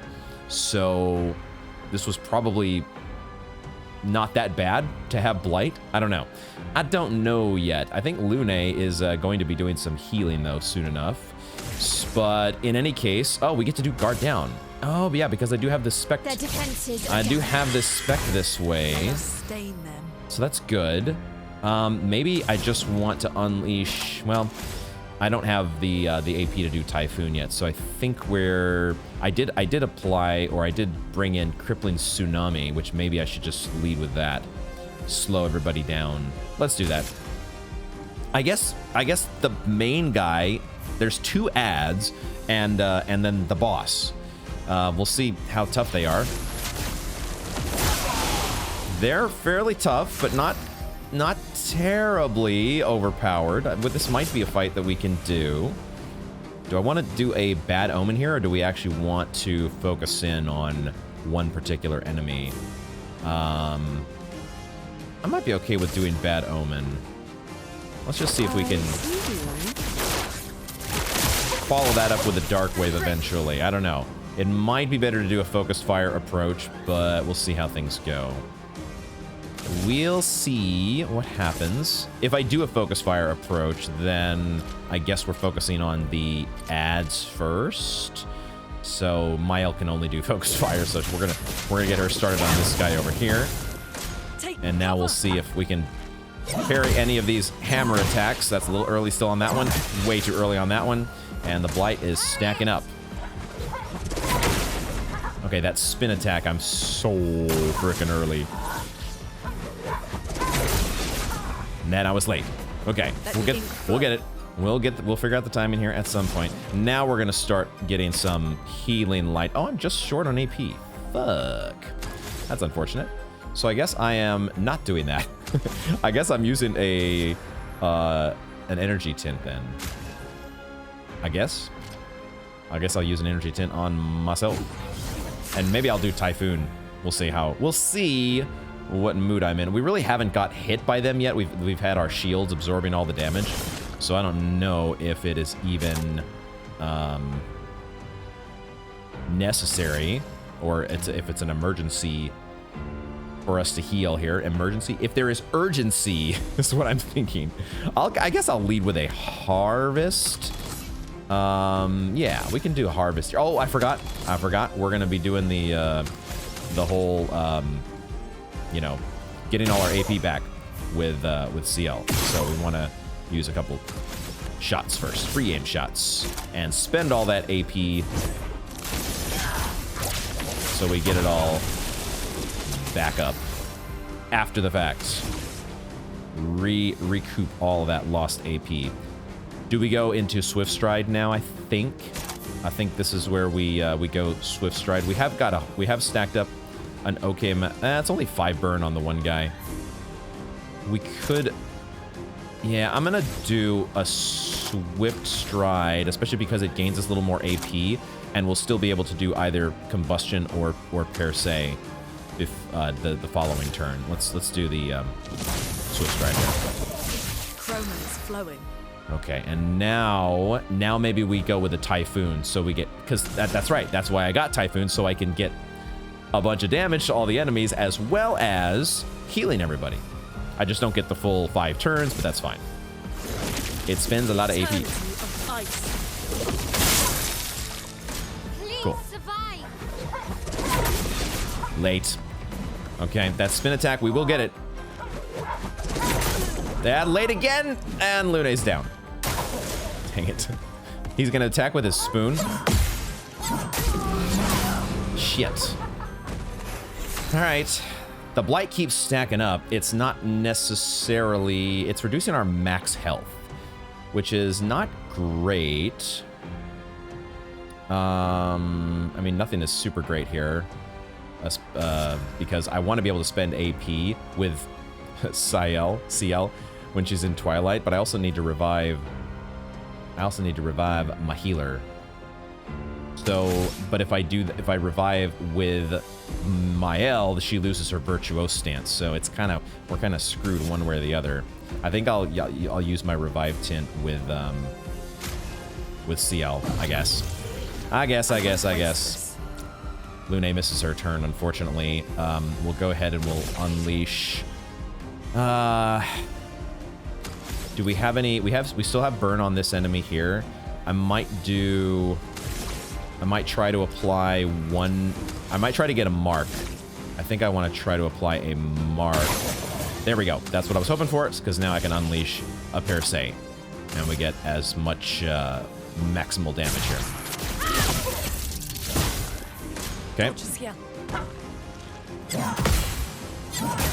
I'm so early on that second one.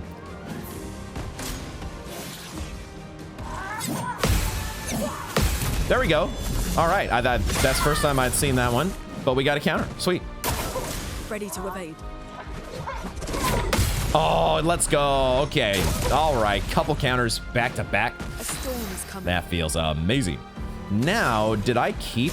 I did keep Rebirth. And I get to do it for no AP? Oh, that is so sick. Let's go. Rebirth. Get back in here. CL, come to life. On guard. And awesome. Okay, so we just have this Blight. It would be nice. Oh, I did remember that is something we actually have the ability. I forget one of the... I was rereading the skills, and Lune, her healing light does dispel status effects. I had completely forgot that. So we can start doing some healing with her here and get rid of the Blight. So that is good. I think it's time to reapply Guard Down. We're in defensive stance now. Let's reapply Guard Down. I think. Their defenses are down. And then CL, she's still... Oh, she doesn't have the... I think it's... Is it because she died? I was going to do a Dark Wave here, but we're going to instead... What will we do instead? We've got 10 Foretell on 2 of the enemies. I could still do a Dark Wave. It just wouldn't hit for maximum on the Panhead. What in the world is going on with these freaking weirdos? We've never seen this enemy. Are they supposed to be orphans? Orpheline? I'll still go ahead and do a Dark Wave though. Okay, we got up some really nice hits on a couple of them. Nice! Starting to see that attack. Let's go. Harriet! Oh, the spin move. Do not bring that shit in here right now. I see you. I see you. Don't even try. Don't even try. We even got the healing parry proc there. That is so cool. Okay, it's time to start wiping out. Let's get the heck rid of this Blight. The most is stacked up on CL, so let's get that out of here. And it even, it works the way that I was hoping it would. It gets rid of the blight and then applies the heal. So that's perfect. Awesome. So now, okay, we need to start spending our AP. Let's get it going. Let's get it going. Do I jump straight to, I want to get in Virtuoso stance. So I could do a Swift Stride. This target is still burning with a couple stacks, but I think it's better for us to just apply more burn. We don't have to jump straight to Virtuoso stance. I missed a quick time event there. Need to focus in. Let's do a Bad Omen here, though.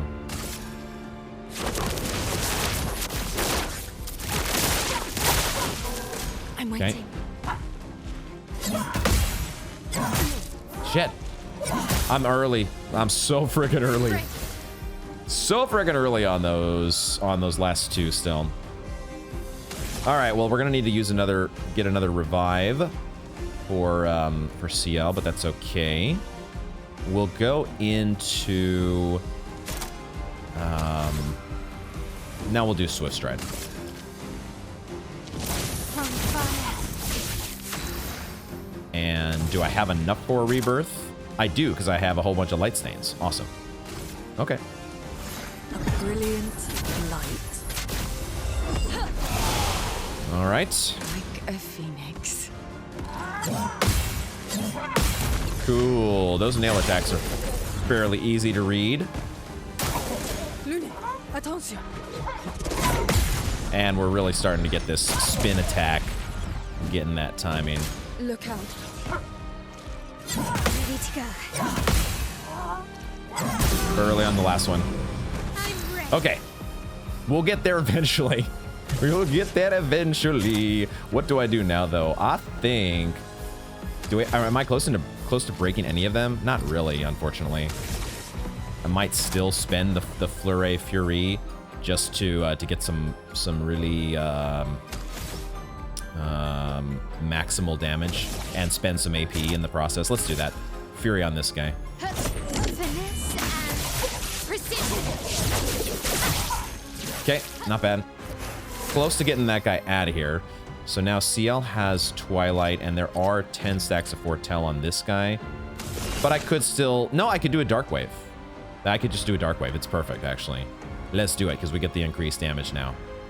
Perfect. Death is a And hopefully that will mean that the guy on the left is out of here.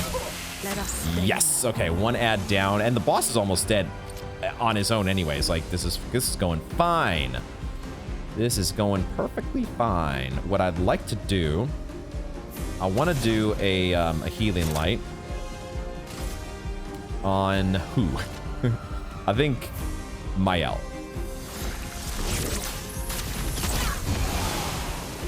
CL dodge. Okay, those have we even got hit by that nail attack yet? Let's dance. Ooh, I thought I was early, but I was not. Okay, this is about to be done. This is about to be over. We'll do another Fury on you. Get you out of here. And CL can finish the task with a... maybe she'll finish it. We'll see. Focus Foretell is what we'll start with. Yeah, that was pretty weak, actually. So maybe a Tsunami here to try to finish this enemy off. Yeah. Feel the storm. Dang. Okay. We gotta do one more here. And we get a counter for the win. Okay, all right. We started to lock in those parries. Not too shabby. We get a new weapon for this. A bunch of polished chroma catalysts and a bunch of colors of Lumina. What a weird frickin' enemy. It's just weird that we've never seen this enemy before. What was it even working on here? Is this a balloon? It's got like some balloons over here. Okay. And Lune has a new weapon, Kralim. We've had how many new weapons lately for Lune? She has now, it's an electric, lightning affinity weapon, and it says casting a skill increases the skill damage of all other elements by 20%. resets when casting a skill of a previous element. That sounds similar to the one that we just picked up. It does say recently obtained. What was the one that we just picked up? This one here, which I was really interested in using. It is a similar. It's a much lower level, the one that we just picked up, but the effect sounds kind of similar to the one that we got on Betelim. So cool. I love the different playstyles that Lune seems to have at her disposal, and you know, as we're going along, having her as a cleric is cool. I like it, but I also am noticing that her damage, I need to figure out something with her damage, because it's not it's not up to snuff, even with these more advanced abilities that we are unlocking. So I think this must be the way around to that item. Must be, right? Because otherwise, how would we get it? Yeah, there we go. Okay. Oh, lovely. Ah, nice little stack of chroma. And the chromatic orphans. That's not exactly what they were called, but the freaking panheads over here with their hot air balloons. Those dorks are out of here. Okay, and we are back once again to Stonewave Cliffs. We've been through this place a few different times now, but I explored it once again just to be sure. And I do believe that we have found everything there is to find so far. I did go to the Gestural Merchant, and I did purchase the other weapon that was there, which was for CL. I don't think we're going to use this weapon. I'm not sure yet, but the Range Sun, it's probably pronounced differently, but recover 5 health for 5% health per foretell applied. It's okay, but I don't feel like we need that sustain option at the moment. But I picked it up for the sake of completion anyways, because now we're pretty healthy with our chroma stack. So the only thing left then for this place is this paint spike. We can finally get this thing out of here. There it is. And I think the only thing behind here is a chromatic fight. And we'll see how tough that chromatic fight is, given that he is going to get 3 attacks there. Oh my god. Binds the expedition. It's locked on you. What does that mean? Binds the expedition. So we can't flee? Okay. Hey, we got... all right, sure. I'll take that. I'll take that. Bound is a status effect that prevents... oh, it prevents the character from dodging. I actually had not read about this yet. This is the first time seeing this. New status effect. Okay. Fortunately, we got the parries going on that attempt there, or on that last set of attacks. So, okay. This guy is speedy. This guy is pretty fast because he's getting these multiple attacks, but we did okay damage there on that counter, so we'll see how this goes. I might want to redo some of these. I don't know, I still have Defenseless in here, but we'll use it. We'll roll with Defenseless for now, just to get Mael's rotation going. For I think we'll just go with Berserk Slash off the bat for Verso. Also, I think I have figured out why he looks so funny. It's got to be the inverted, right? I had seen some other characters like this. I think it was just the fact that they all were inverted in that one Duelist boss fight. That's got to be what's going on. It's like they look like a photo negative or something, and that's because they're inverted. I get it now, I think. Let's go with the Berserk Slash. Oh baby, oh baby, the good damage. I think I missed. Okay, that's just a 2-strike combo. Didn't get any on that. We will continue to work on the timing, as we always do against new enemies. Take your shot. That also, it's the same 2-attack combination. There we go. There you go. Okay. If those are the only 2 sets of moves this guy has, we will probably be in okay shape. We'll have to see, though, because he might hit pretty hard. He might be a little bit of a doozy in the damage department once these shields go away. And my parry is, of course, not going to be perfect. But on that attempt they were, so We'll try to get the parries going as much as we can. Do we just stick? We just keep sticking with Berserk Slash because we're still at C perfection, so get that damage boost while we can. There we go. Now we hit both of those. Oh, that was a 24k. Let's fucking go. Okay, now that I'm seeing that one, it's pretty freaking easy. Some of these chromatic enemies are hugely buffed in terms of their stats, but some of them don't have that much variety. I think the chromatic ruler that was out in the overworld, one of the first chromatic enemies that we actually defeated, that was very similar. It was a very one-trick pony sort of boss. Okay, so we can keep it going here by... We could do a harvest to... yeah, that's actually what I want to do. Let's do a free shot here. We don't need to heal necessarily. We get a lucky marking shot there. That's nice, but I will spend all the AP here with Harvest, and I think it does more damage than Twilight Slash, at least judging by the fact that it says medium dark damage versus the low dark damage of Twilight Slash. But anyway, it does cost an additional AP, but in this case, we're getting all our AP back, so we go ahead and get her done. Oh, it's resistant to dark? Oh. Okay, we might have to change plans then. Ooh, and my parries were not on point there. Careful. Okay. We really got to make sure our parries are good to go here. I'm seeing maybe one potential weakness with our game plan. I think here, instead of rezzing, we're going to go with a Fury because we want to break this guy. I think. We're not in Virtuose stance, but we can still do the very high physical damage. Precision. Or not. That actually wasn't that much damage, but I have to remember Mael was in... oh, wait. I guess that did not put me... I must have misunderstood what was going on there with Mael, because we did not get her into... she's stanceless, so I wasn't paying attention enough to that. I thought for sure that the Fury was going to put her into... I guess it must put her in defensive stance. I was not paying attention. I want to res Verso. That's what I want to do here. Let's get a revive going. Not your number. Parry it. Okay, the three hit combo we're not seeing as much. So we need more experience against that one. And also Mael's always putting the pressure on us. Parry it! That's what I'm trying to do. You don't think I'm trying to do that? Hello?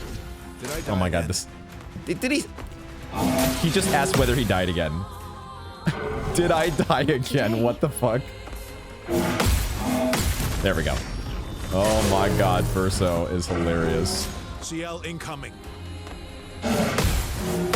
Okay, if that one is the only one that he does, I will be okay with it. But that's the fact that there's the 3-hit combo that he throws in as well, so we know it's not the only.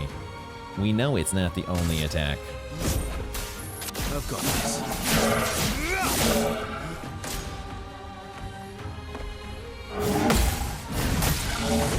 Wow. Okay, so he does kind of one-shot us, which is not great.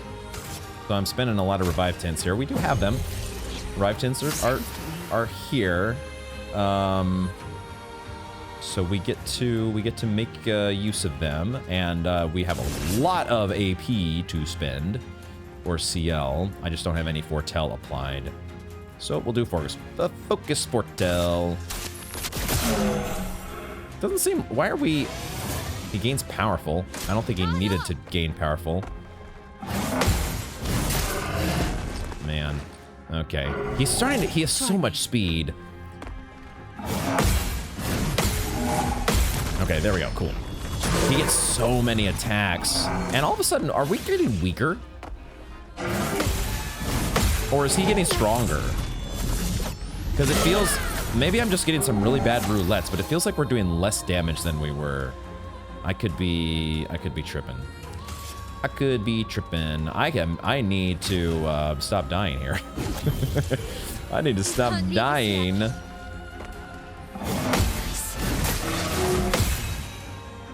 Okay, there was our last shield. Mael's last shield.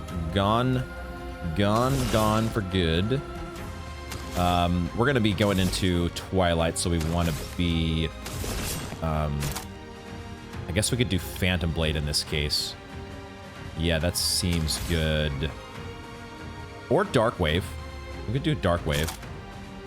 I forget, Dark Wave consumes all the Foretell as well, so let's do a couple free aims. Oh, and we get a mark. So now we'll go ahead and go with a Dark Wave. Death is a friend. Cool. Even though he's resistant to dark damage, that's the only problem here. I'm a little bit early on that second swing of the 3-hit combo. And then I was way too late there. So this might be the end of us. I gotta go through 3. Oh my god, I gotta go through 3 of these here. Better make sure your parries are on point. Oh my god. And I'm also just not dealing much damage to him because CL does dark and he's resistant to it. It would probably be better to have Lune in here instead of CL. And I'm down to 2 revive tints. Who do I bring back? Probably Verso. Here we go again. Okay. We're getting some counters. We are getting counters going. And we'll use our last revive tint here. Disaster expedition, eh? Damn it. All right, Mael's gone. Look out.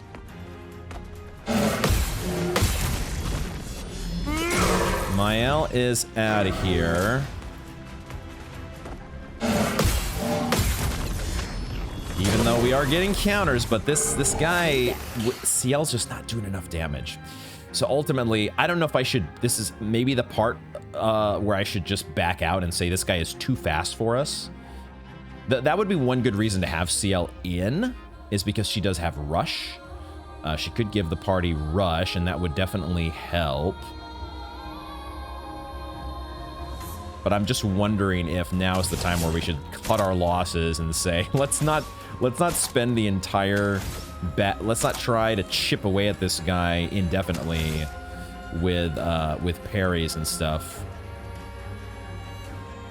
But at the same time, I can continue to learn the moveset, you know?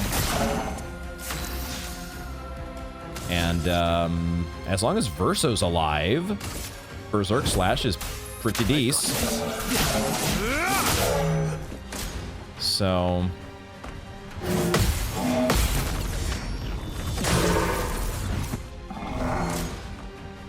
just keep going as long as we can, you know? The problem is these combos, they're just, the timing is just a little bit different between these two. And if I'm not perfect, I really want Verso to do counters, my goodness. His counter damage is nice. We could really adjust our Luminas though to give ourselves a lot more counter damage, you know? Okay, now we're up to A. I could use that to give myself powerful. Why don't we do that? That should apply to counter damage, shouldn't it? So our counters get even stronger?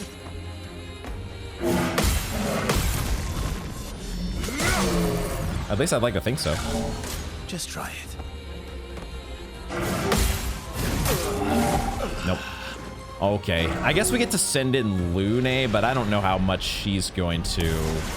how much of a chance she's going to have here, and we'll see. We'll see. What can Lune... if she does counters... it's not that much. He's resistant to her counters as well. Okay. Alright, resistant to the frost. So resistant to dark and resistant to frost. So he's going to be resistant to like the typhoon and the crippling tsunami and that sort of thing. We'll do crippling tsunami here just to slow him down a little bit. But my goodness. This is slow going. Like, it's just, it's almost not worth it. Because we're doing so little damage on these counters. But I am getting better and better at the parries. So, you know, practice makes perfect. Ready to evade.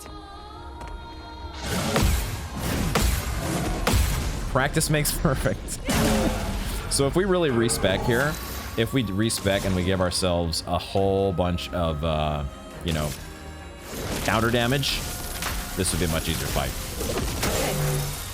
I forgot he's resistant. Why am I doing Typhoon? He's resistant to this shit. Whoa. Wait. Oh, he's got a new thing. Oh, did he get to half health and all of a sudden he's got a new move? Oh, great. Oh, great. That's awesome. Okay, we're not going to retry the battle just yet because we want to respec. So let's think about how we're going to do this differently. All right, I've gone ahead and I've given everybody augmented counter as well as breaking counter. We should get a lot more regular damage, also break damage. And I think that's the main change. I added some other Luminas as well. That made more sense. Like some of them, if they're the last one standing, getting last stand critical and stuff like that. I also did give CL the Ramazan weapon because you know, it does physical damage. So some of her abilities that will deal physical damage instead of dark damage. And so I think she's actually a better option to keep in there compared to Lune. Even if the Ramazan is not nearly as much attack power, it still is going to be. Although we do have a pretty good weapon for Lune that I might want to. I have our level 12 weapon that I could attack or I could equip and give a shot with. But we'll try this again with the way we've set this up and see if we can get, now that we've especially seen all of these, at least the first round of attacks from the enemy. It might be a different story once we get to phase 2. But at the very least... Oh yeah, that's nice. That's real nice. Nice. I thought it was early on the first one, but we landed... Oh, okay, so we're just maxing out our counter damage as well as getting that so much more break damage. This should go much better. We're going to start out here with a degagement. I also did switch out the guard down for degagement. So he is weak to fire, which we should be doing a lot more damage to this guy in general. I'm already up to B perfection, which is interesting. It does make Blitz a more tantalizing option. Why don't we do that? It'll spend a little bit more AP that way because we get the second turn. And we just do 10k damage. I think this is an effect of Verso. I forgot one of his Pictos that he has is the one that makes him inverted to begin with, gives him a big old damage boost on top of it, right? It's 50% more damage while he's inverted. So that was why his damage was falling off, I think. So, okay. Do we just do another Blitz then? Do we just do it again? Because that was pretty good, and it gets the increased damage while it's at B. Let's do it. Let's go fast. Yeah, that's just a good frickin' option. All right, sweet. He's almost about to be broken. This is going way better than the first time. I did spec in Rush as well as Delay and Slash for CL. So let's Rush, give everybody some speed.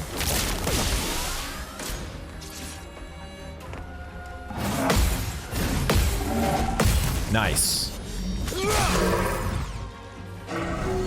Take your shot. And now CL's damage looks a lot better on those counters because she's doing physical damage. Let's go.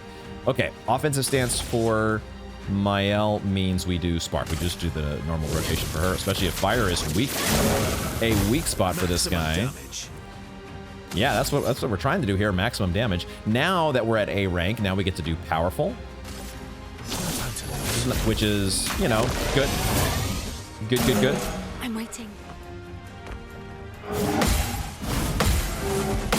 Okay, really starting to get the timing on these.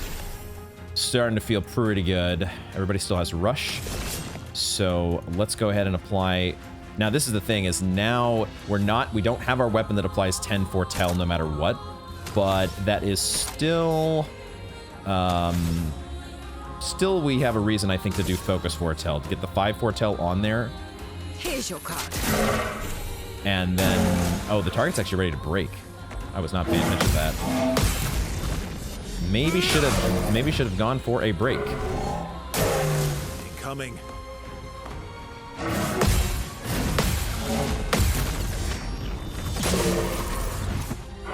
That might have been the better move.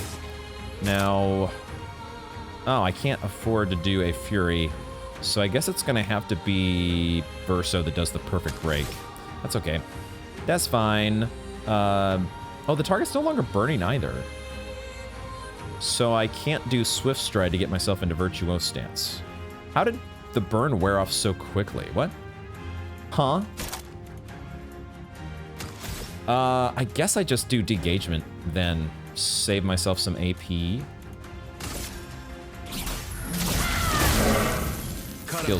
Feels weird though. Here though, we want to do Perfect Break. It's not, we don't get the cost savings because I did get to A perfection, but that's fine. We have 9 AP to spend, and we want to break this motherfucker. Get broken, dork. All right. Time to strike. Get skipped, and now we do a delay and slash. Yeah, delay and slash to put us into Twilight, and hopefully delay your turn a little bit. That was not the most amazing damage ever. But I guess it delayed him a little bit.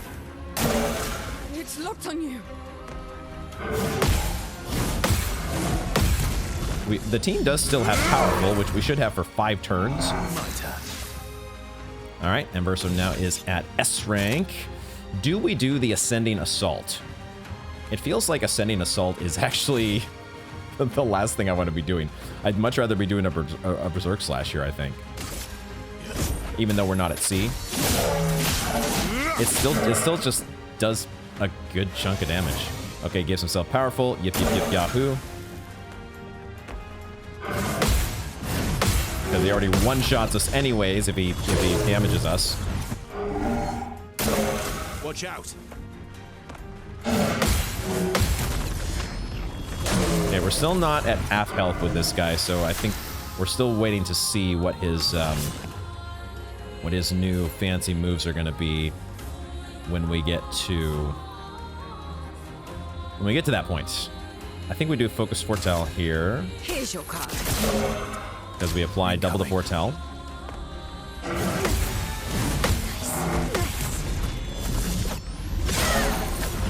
That was a nice counter. That was good. Good. How is the burn wearing off so quickly, though? I'm not understanding that. I feel like burn is supposed to last longer. And, like, I could get burning shots going, right? Or marking shot. That'll work, too, I guess. I guess we'll go straight for a Perse. The problem is, if I do Perse, it puts us in stanceless. So, Blurray Fury... I see. I guess I didn't understand. I don't know if I'd ever used Fury before if we weren't in Virtuose stance. It looks like if we're not in Virtuose stance, it actually doesn't apply any stance. Like, most of our abilities either put us in offensive or defensive stance, or Swift Stride will put us in Virtuose. But if the target's burning, it's conditional. But Fury will do a break. It just doesn't actually put us into a stance. It'll keep us in defensive stance. That's interesting. I hadn't noticed that before. So am I doing a degagement here? That we have a mark on the enemy. I want to do something good. Let's just do combustion, even though there's no burn. This should still do more damage than just a degagement. Flames, engulf my blade. Or it does actual crap damage. What the fuck was that? What the actual hell was that? That might have been the least damage any of our characters has ever done in any battle ever. Okay, everybody still has Powerful. I'm gonna keep going with Berserk Slash. I know Ascending Assault is the shiny one, but I think this is the better ability. It's locked on you.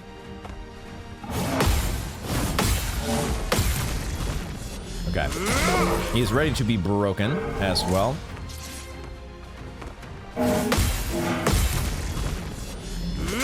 So now is the opportunity for This is our last turn of Twilight, I guess, so this is where we do a Phantom Blade.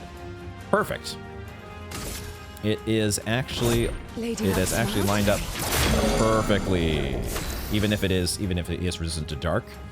Now he is going to be coming out at half health here, so I think we're going to see an enrage going on. But that's well, that's part of the deal. On me.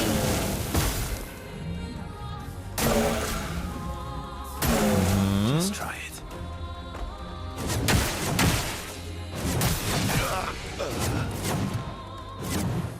Okay, I think I understand what's going on there with that now that I've seen it.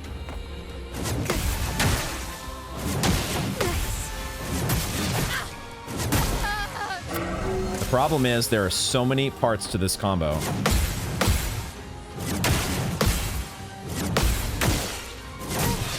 Oh my god, there are so many fucking parts to that combo.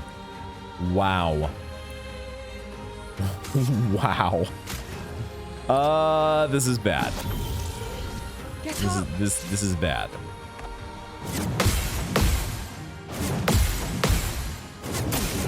If I miss one of those, there's 7 hits. I'm waiting. There's 7 hits. And it's the only thing he does. And he does his little twirly in between. Oh my god. The twirl that he does that completely... I need to see this. I need to see this as many times as possible if we're going to actually win this. Because that whole...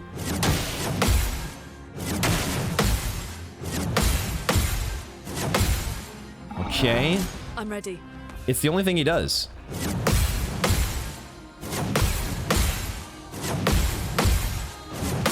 Okay. If you can manage to counter it...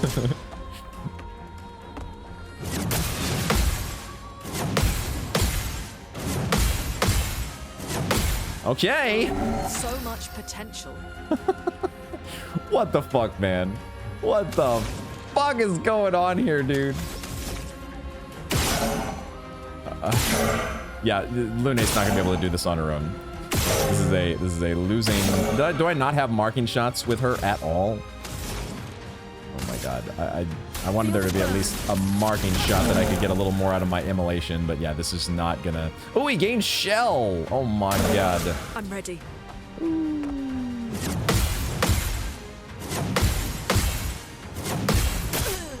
Shit, you just have to miss one and that's it. Just one and you're done. Okay, so yeah, this guy is clearly tough. And there's very little margin for error on your parries, basically 0. But we're doing reasonable damage to him, and I feel like if we tighten things up, and I've done some thinking and done some tweaking to Lumina's and Pictos in particular, giving our characters a lot more crit and speed, since we basically get one shot by the enemy anyways. It doesn't really make sense to focus on health or defense. So I've really tried to maximize crit and speed as much as possible, at least on CL, Verso, and Mael. We're going to hope that we don't have to... I haven't done any tweaking with Lune. We're going to hope that we can get the job done with the main 3. So in addition to that, I want to adjust their Luminas to really lean into both the shots collection, burning shots, marking shots, and also there's breaking shots. We might as well just maximize all the things that we're doing in terms of the shots package. So I'm going to give powerful shots to Mael, as well as I want to equip Breaker, just to up our break damage. So give our characters as much speed as possible, as well as giving us as many chances to stun and interrupt the enemy. I think that's a good way to go. So I need to give 12 Lumina points to Mael. I was able to give... Verso already had a bunch more Lumina points than everybody else because that's what we did with Gustav. I need to give 12 to Mael, and I need to give... I need to give 9 to CL. We obviously have so many Luminas to give. I don't need to be quite this precise, but... it's what I like to do. We'll give more to them as we go, but for the moment, Mael gets up to 51. We get her up there, and then CL gets 9, we said, right? So that takes her to 52. Okay, cool. So now we will apply... Oh, let's also... Well, let me just make the limited change before I forget. We'll, for CL, we add the one that I was going to do. Let me sort by point cost again. Breaker, that's the one. Give her Breaker, and then Mael gets both Breaker and powerful shots. Might as well, even though we're giving powerful with Verso sometimes. Might as well do that. I've de-equipped like energizing start for now because we're doing so much parrying. I feel like we don't need the energizing start. We should be fine on AP. That's not going to be the problem here. So we should also upgrade our weapons. Let's just do all the upgrades that we've been kind of waiting. I've been just waiting on doing these.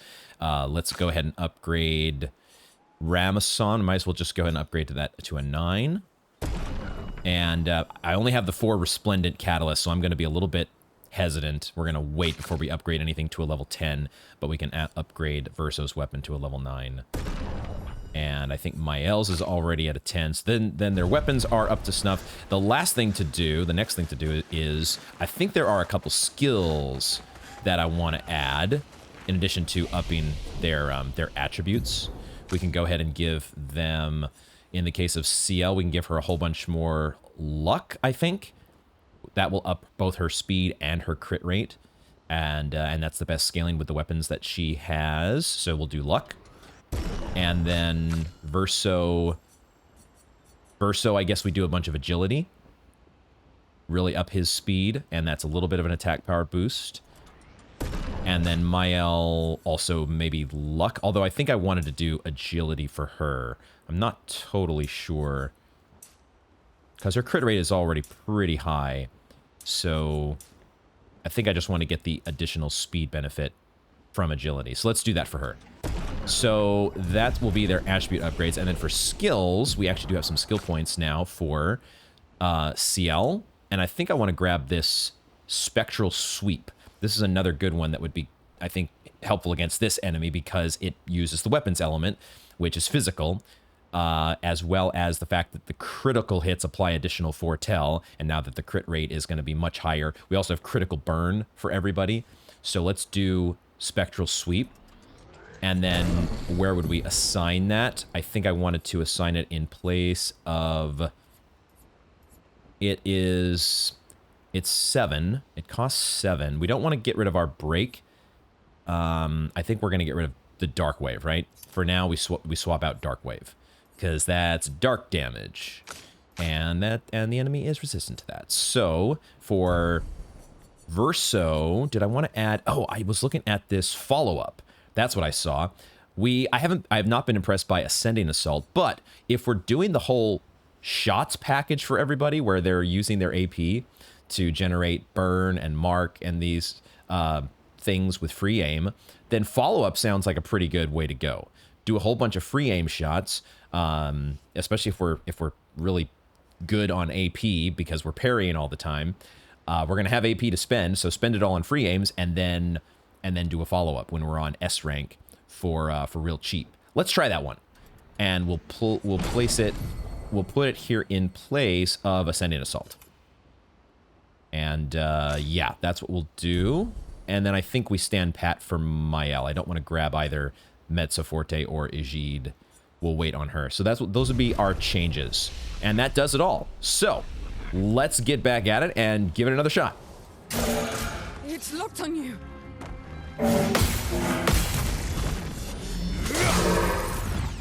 Okay, so far things have been going fairly smoothly. I have missed a couple parries here and there, so some of my shields are gone, but we still have most of them intact, and we are down to the 50% health mark, which means we are closing in on the new set of attacks that are about to be unleashed on us here.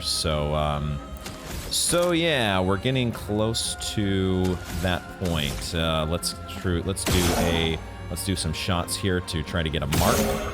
Try to get a mark on the enemy before unleashing either per se, or we could do, now that I forget we have burning shots. So, of course, that means we could do combustion as a follow-up here. So I could do one more shot before I would not be able to afford that combustion. So let's do one more. All right, and we get 2 more burns on top of everything. So, okay, combustion it is.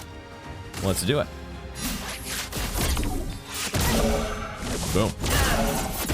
And we still have the ability here to do a Phantom Blade to break the guy, which is perfect.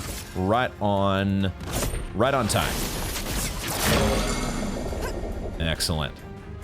Now, he does gain Shell? Oh, I didn't remember him doing that before. So we go through both of those turns, okay. And now, yeah, so we're into the point of the game here where we're surely going to be getting his leveled up attack pattern. So we'll see if I can, it's a boom, boom, boom, boom, boom, boom, boom. Let's see how that goes, if I can remember how to do that. What are we doing here? Maybe I'll go for a, what do I go for here when we're on, maybe a Defiant Strike to set up Mael. She's gonna be an offensive stance. So, oh, it costs 30% health. So that would actually negate one of my shields. I don't want to lose a shield here if I can help it, so let's not do that. We've already applied Powerful, so let's do, I guess we'll do a Blitz and then maybe an attack? Let's carve a path. Just try to build back up to that S rank. And now Mael gets to... Oh, she's going to actually have to do an attack here because she doesn't have enough AP. That's fine, though. That's fine. I think that is fine because that puts her in defensive stance, right? Yeah, it just swaps stance for her. Okay. And now we're still in Twilight for CL, but we don't have enough to apply Spectral Sweep, so I guess we just go with a Focused Foretell. Apply a bunch more Foretell while we're in this phase. Let's dance. Okay, here we go. Damn it. That wind-up is getting me, man. The wind-up. CL, incoming.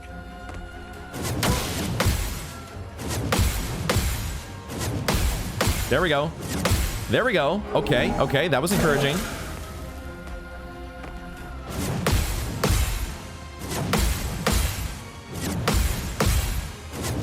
Yes! Okay. Okay. That is very encouraging, indeed. Awesome. I need to bring back Mael, but that is a good start. That is a very, very good start. Let's revive. Let's revive Mael. Get her back in here. Do better. Damn it. Bring her back just to die. Shit. Man, I need to be dealing damage, but I also want to make sure I've got all my players in the game. I gotta do this. I'm better. I keep jumping the gun on that parry, man. I keep jumping the gun. Shit. This feels bad. Look out. Jumping the gun. I'm jumping the gun. That spin, that little twirly spin. Not today. No.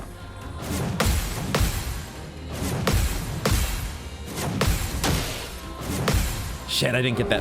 Man, this is a tough pattern. A very tough pattern. I gotta have my players, man. I gotta have them here, ready to go. Not a what am I doing? A revive tent. Still got 4 revive tents. Let's bring back Verso. Born once more.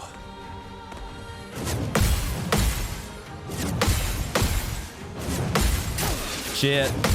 Oh my gosh. Okay, I'm down to no shields on on anybody now. No shields on anybody. You really got to be on point with these parries, man. Mercy.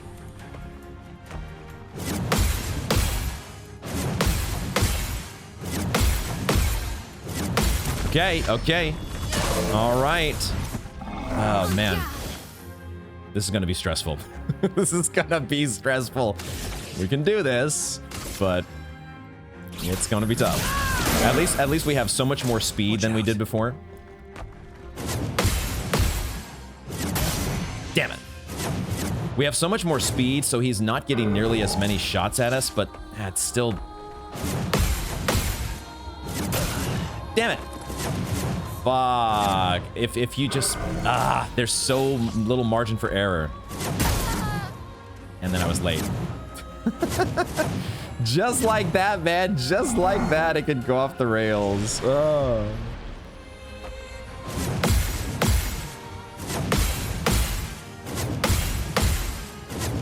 I think I'm starting to get the timing, though.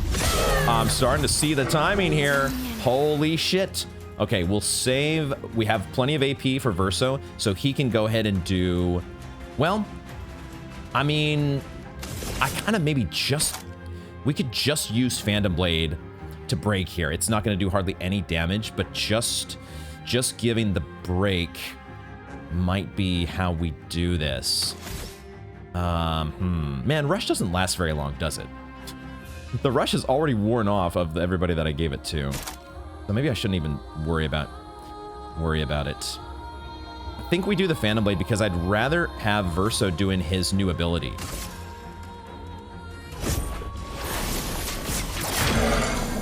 That ended up being okay in the damage department. That was much better than I was expecting. So now we can do a bunch of free aims and then do the follow-up. Follow-up costs 2. We just have to have enough to do follow-up at the end, but we can start laying in on with a bunch of free aims. Because we're at S rank. 5 AP left. We'll stop if we get a mark. There we go. And that will now hopefully do a shit ton of damage. It's only the one hit, though, so it's capped at 999, but that's okay. It's fine. It's fine. It's still good. Oh, no. There's a new thing. He's entered Rage. Rage is a status effect that makes the character play twice in a row. Okay. Is he going to get a new move set? He's down to like 20% health or 15%. If he gets a new move set, we're screwed. Today. Looks like no. Shit! I was too early on the last one. Damn it. Okay, man, I don't want to lose the stance here from Mael, but I am running a risk here if I don't... We have shields on both of them, though. But he's going to attack twice in a row? Shit. That definitely changes things. God damn it. Rage, huh? He's unleashing the rage on us. Fuck. I'm gonna do Spark. I'm gonna hope that I can get enough parries here and to survive until Verso can do a revive. I'm impressed.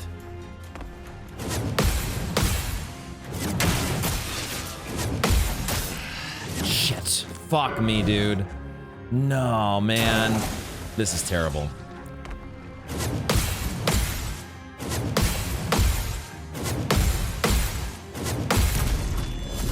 Now maybe there's a world where I just end up killing him with counters, but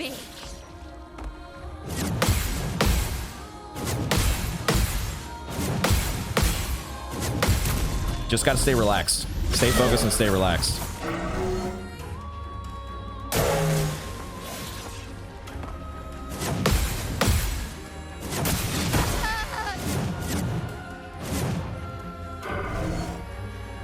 Okay, we're gonna send in the reserve team here, but there's a lot riding. There's a lot riding on Lune. Let's see if she can get it done. Stay focused. Ready to evade.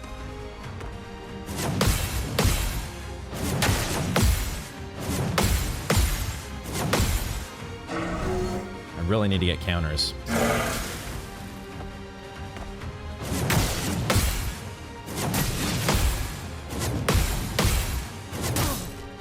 Nope. Oh, man. I don't know. It's hard to keep focus. It's just difficult to keep focus. That's what it boils down to. Man, the rage at the end with this guy. Fuck. So it's almost like we want to wait to break. Don't break him until until the rage is right about to unleash. Shit. Okay, ragey boy time. Oh boy, here we go. This could be bad.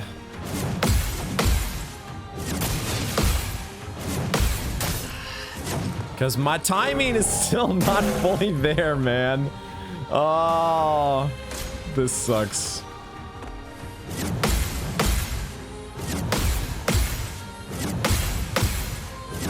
You gotta feel the flow. You gotta feel the flow. Just let it flow.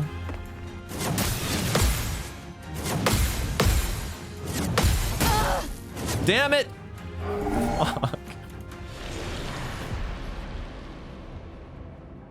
Supposedly let it flow until it doesn't. Until it doesn't, and now my reserve team is just not strong enough. I'll do it.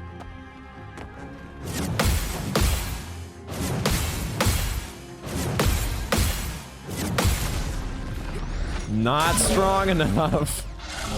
These counters are okay, but you gotta go through so many of them.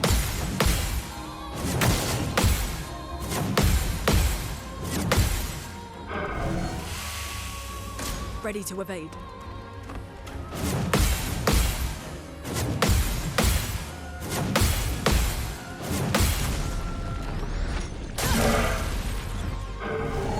I'm ready.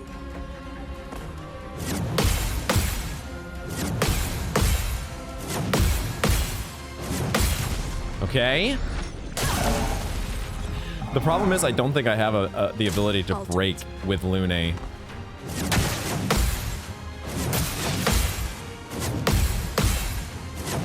I think I'm also starting to over-anticipate. I'm going too early on some of these.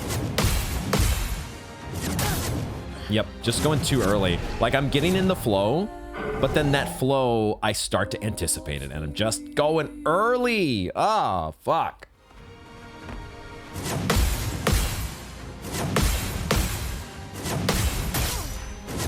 I just can't do it, man. I just can't do it. There's too many parries that you have to do in a row.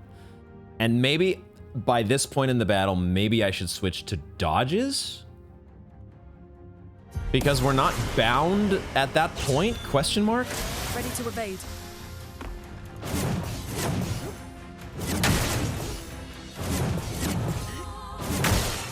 Like, maybe I should just stick to dodges, but then I don't get the counters.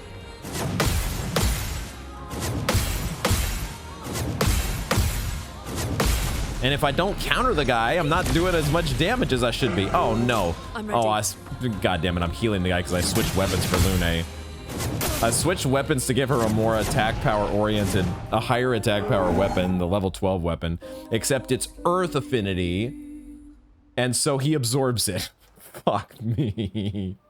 All right, we gave it our best shot, but I think we're gonna have to save that challenge for later.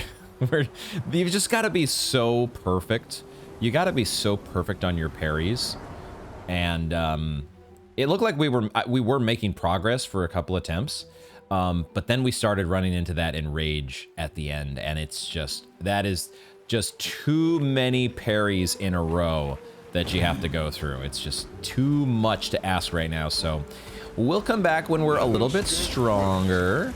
I will note that I did look around. I did have a little bit of a look around that area next to the chromatic boss, and there was a new Pictos that we acquired, this rejuvenating revive. Am I getting... Is there two musical themes that are going on? I think our music is kind of haywire here momentarily. But in any case, we can swap out this rejuvenating revive for...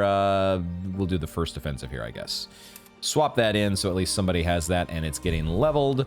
So there we go. And yeah, I think then that leaves only a couple things that I want to finish up with here. One of them is I did actually want to take a look inside of this this painting area that we actually oh my god, that's a new line there from SK. And go. Yeah, let's go into...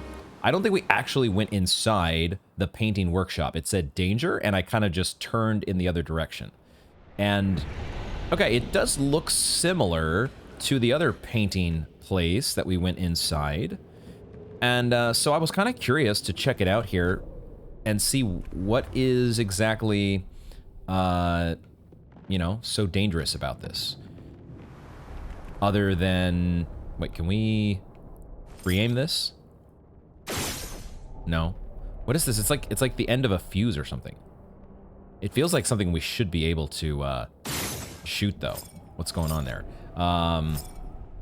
In any case, though, it looks like it's a parkour course. It looks like that is the challenge here, at least at the outset. Is there actually an enemy to face off against eventually? Okay, well. It does take you back to the beginning. Okay. So, is it better just to keep running? And, well, maybe not. I thought maybe we could get into the flow of just, you know, run and don't look back. But now I'm not so sure. You can kind of stop on a dime, I guess. So, all right. Okay. It does sort of... Well, I say there's no turning back, but if you just want to get back to the beginning, you fall off, right? So there is turning back. I just don't... I don't quite yet know why this says danger. There must be some fight, right? There's going to be a fight here that we're not quite leveled for. Oh, is that a... Okay, first of all, this painting is just gnarly looking, but I do see what looks like a young boy in the middle of it. It's another young boy. Or faceless boy. A lost soul adrift in twilight.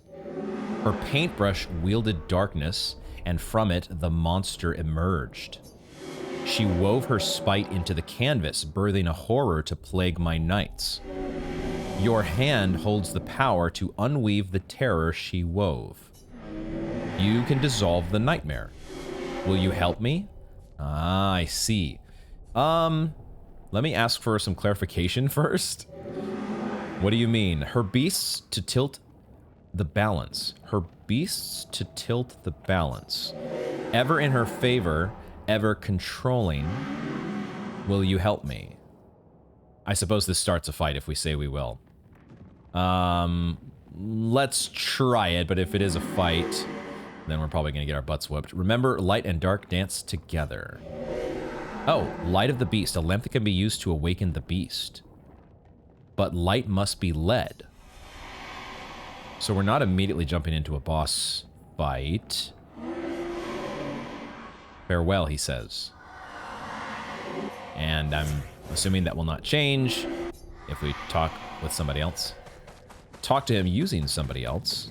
So, can we proceed farther? Yes. Okay, we can keep going in this direction. Let's look at the item that he gave us. Light of the Beast. A lamp that can be used to awaken the beast. I suppose there's a beast at the end of this path that is going to be awakened. Oh, wait a second. I'm starting to maybe see what looks like a beast in the distance. I wish I had a telescope right now, but also I can just keep going and get closer. Is that fuse? That it feels like a fuse. Whatever that, I can see it's running all the way down to what looks like a pretty scary looking creature. But there are multiple fuses going in various directions. This is wild, dude. Can I just jump straight down here? Ooh. Oh, okay. All right, we're good. We're good. Everything's fine. Everything's fine. Until we face off against whatever the heck this is. Oh my god.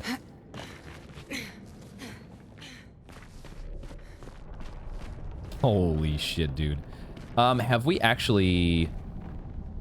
I was gonna say, have we faced off against one of these before? No, it's the Lamp Master, isn't it? Oh shit. It's a Lamp Master, except it's lost some of its hands. They have been, some hands have been severed. We'll examine that in a second. There's also this... There's a ladder to this... We've seen this... I can only assume it's going to be an enemy at some point. But I feel like we've seen this several times. It might be the face that's kind of torn in two back in the Spring Meadows that we saw at the very start of the game. But we also just saw it in the Forgotten Battlefield. And then you got some other Nevrons over here. So, yeah, it's the painting workshop. There is a flag here. 00.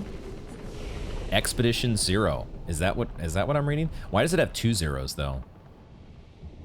We're in the Broken Conception.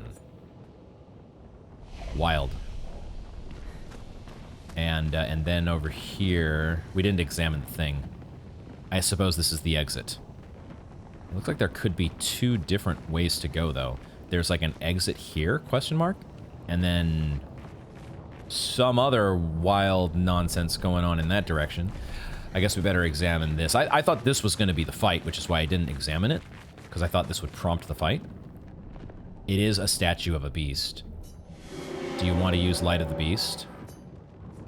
We, let's go ahead and get a taste of it, but I feel like it's going to be too tough for us because danger! The story of the beast is written. In the depths where shadows sigh, lurks a beast beneath the sky. Still incomplete, its lair closed off. Wait, so we can't do it? A statue of a beast. It remains incomplete, or it needs 3 parts. Is that what we just did? Oh, we just added 1 hand back. Okay, that's what we did with the quest item. Okay, so this is not... I see. We need to do... Yeah, we don't have it anymore. We need to do more. Okay. Presumably, we would go to other painting workshops. We can go ahead and save our progress real quick just to be safe. But then... Where do I go next? Kind of want to go here first. If I can? Can I even go this way? No. There's a barrier. And it looks like there is a... It looks like a Lampmaster, except it's holding, like, voodoo doll heads. I think that's what I'm seeing. That's what it looks like. Okay. That's... So, I guess presumably, once we've added all the pieces to the statue, this barrier will come down, right? And then we can do the fight. Okay. Alright, well. 1 down, 3 to go. And this is our exit. Got it. So, okay, then we can probably do the other painting workshop. Even though it says danger, the fight is not accessible to us yet. And so good. I'm glad we checked that out. Get that kind of essentially crossed off the list. And there are still several different... We've got a couple other areas that I do want to explore at some point, but we're kind of out of time for now. So we'll save them for later. This, I don't remember what it's called, the White Tree, maybe? And then also the Stonewave Cliffs Cave. A couple optional areas that I do want to get to. Oh, and this as well. We've got a graveyard over here. There's so many places to go. But I also want to keep the main quest going. So we'll probably be resuming the main quest next time. But let's finish off here by hitting up the Forgotten Battlefield. I believe there is one last... At least from what I can remember, there was 1 paint spike in this place. And it should be pretty easy to get to, because I think there's a flag right nearby. If I do remember, this place is pretty fresh in my memory. So we should be able to get here without too much of a problem.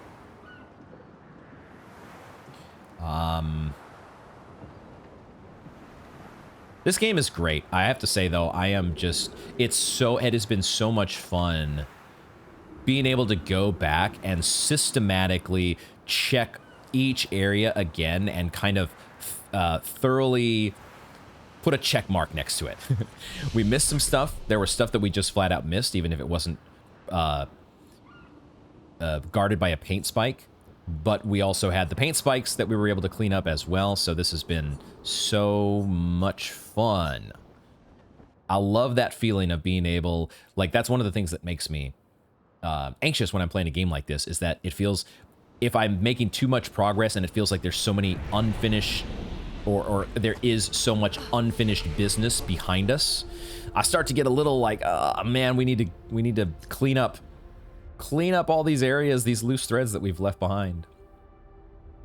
It's a tough thing though when you have so many ways to go, and when the difficulty level is so variable. It can be such a wide chasm of difficulty between the different encounters sometimes. So I believe though the paint spike here, there it is.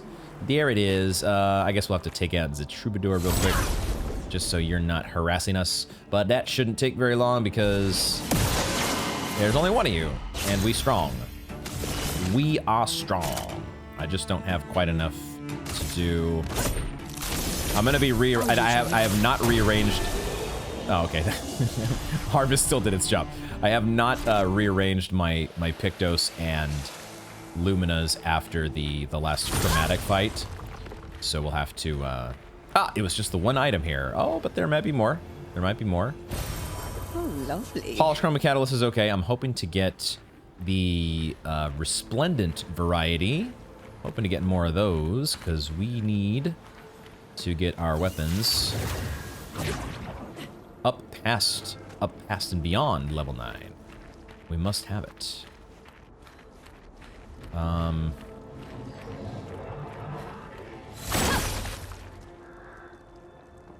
Anything else to find here?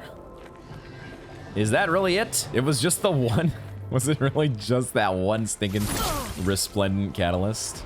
I guess it was, because now we're falling back down to where we were before. So unless there's another paint spike around here that I forgot about, I think that does it for at least the Forgotten Battlefield.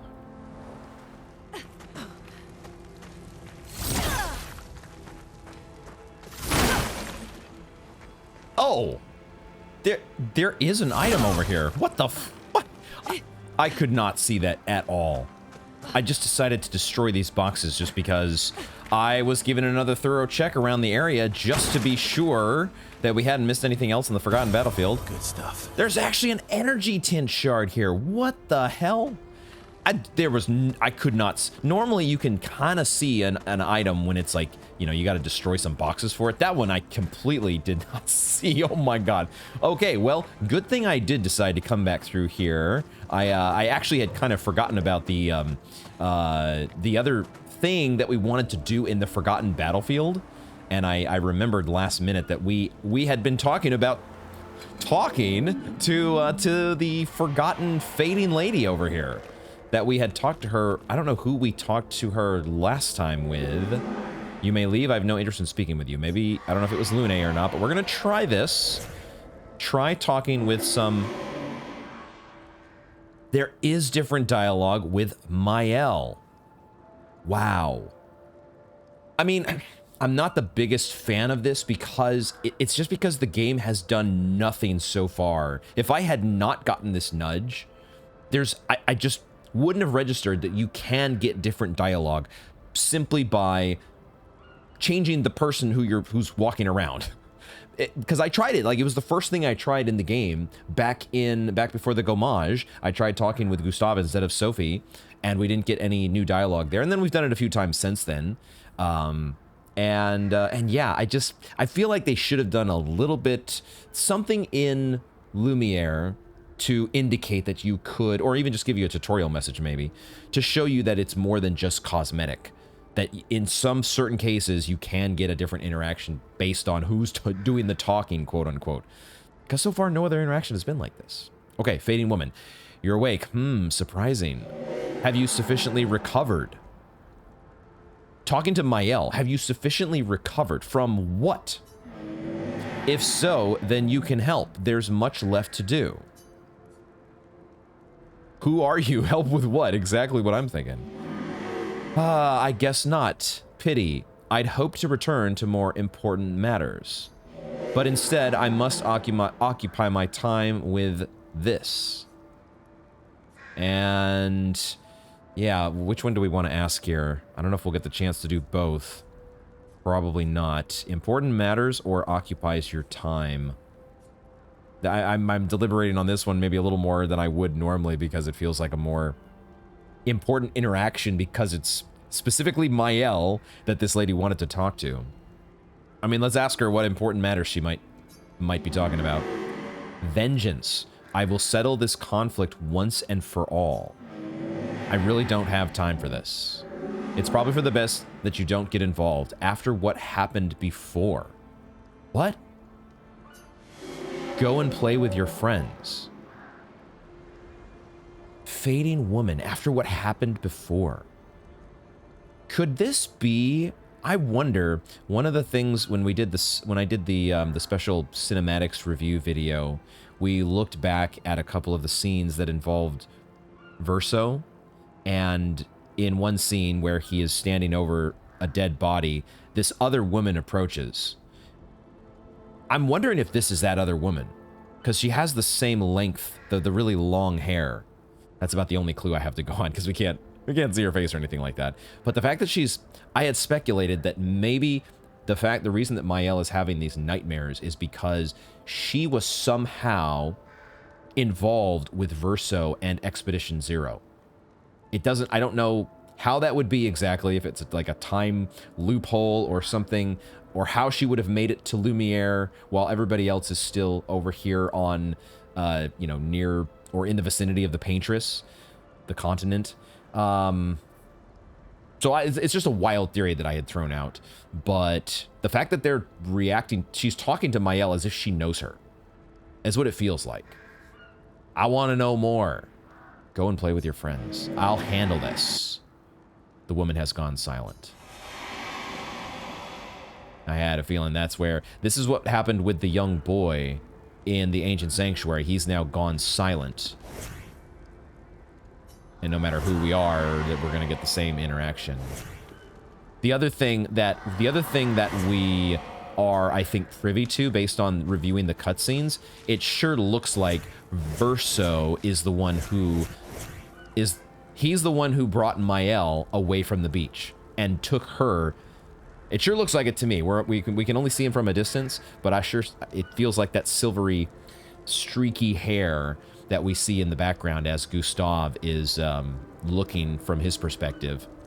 So and Verso hasn't disclosed that yet, right? We don't have any communication from Verso to indicate, oh, by the way, I took you to the curator and I took Mael to the manor. So what the hell is going on, man? I'm glad we came back for this, though. Very, very interesting interaction. We'll try to be a little more, I guess, a little more thorough in checking going forward with other interactions, just to be sure, because it can make a difference who's doing the talking. But I do think that's the last thing we have on our menu here in the Forgotten Battlefield. I think that's all she wrote. Maybe I'll take one last look over here. Was there... Oh, wait a second. No, I can't get up here, can I? I thought for a second I saw this bridge over there, and I thought maybe I had missed a path.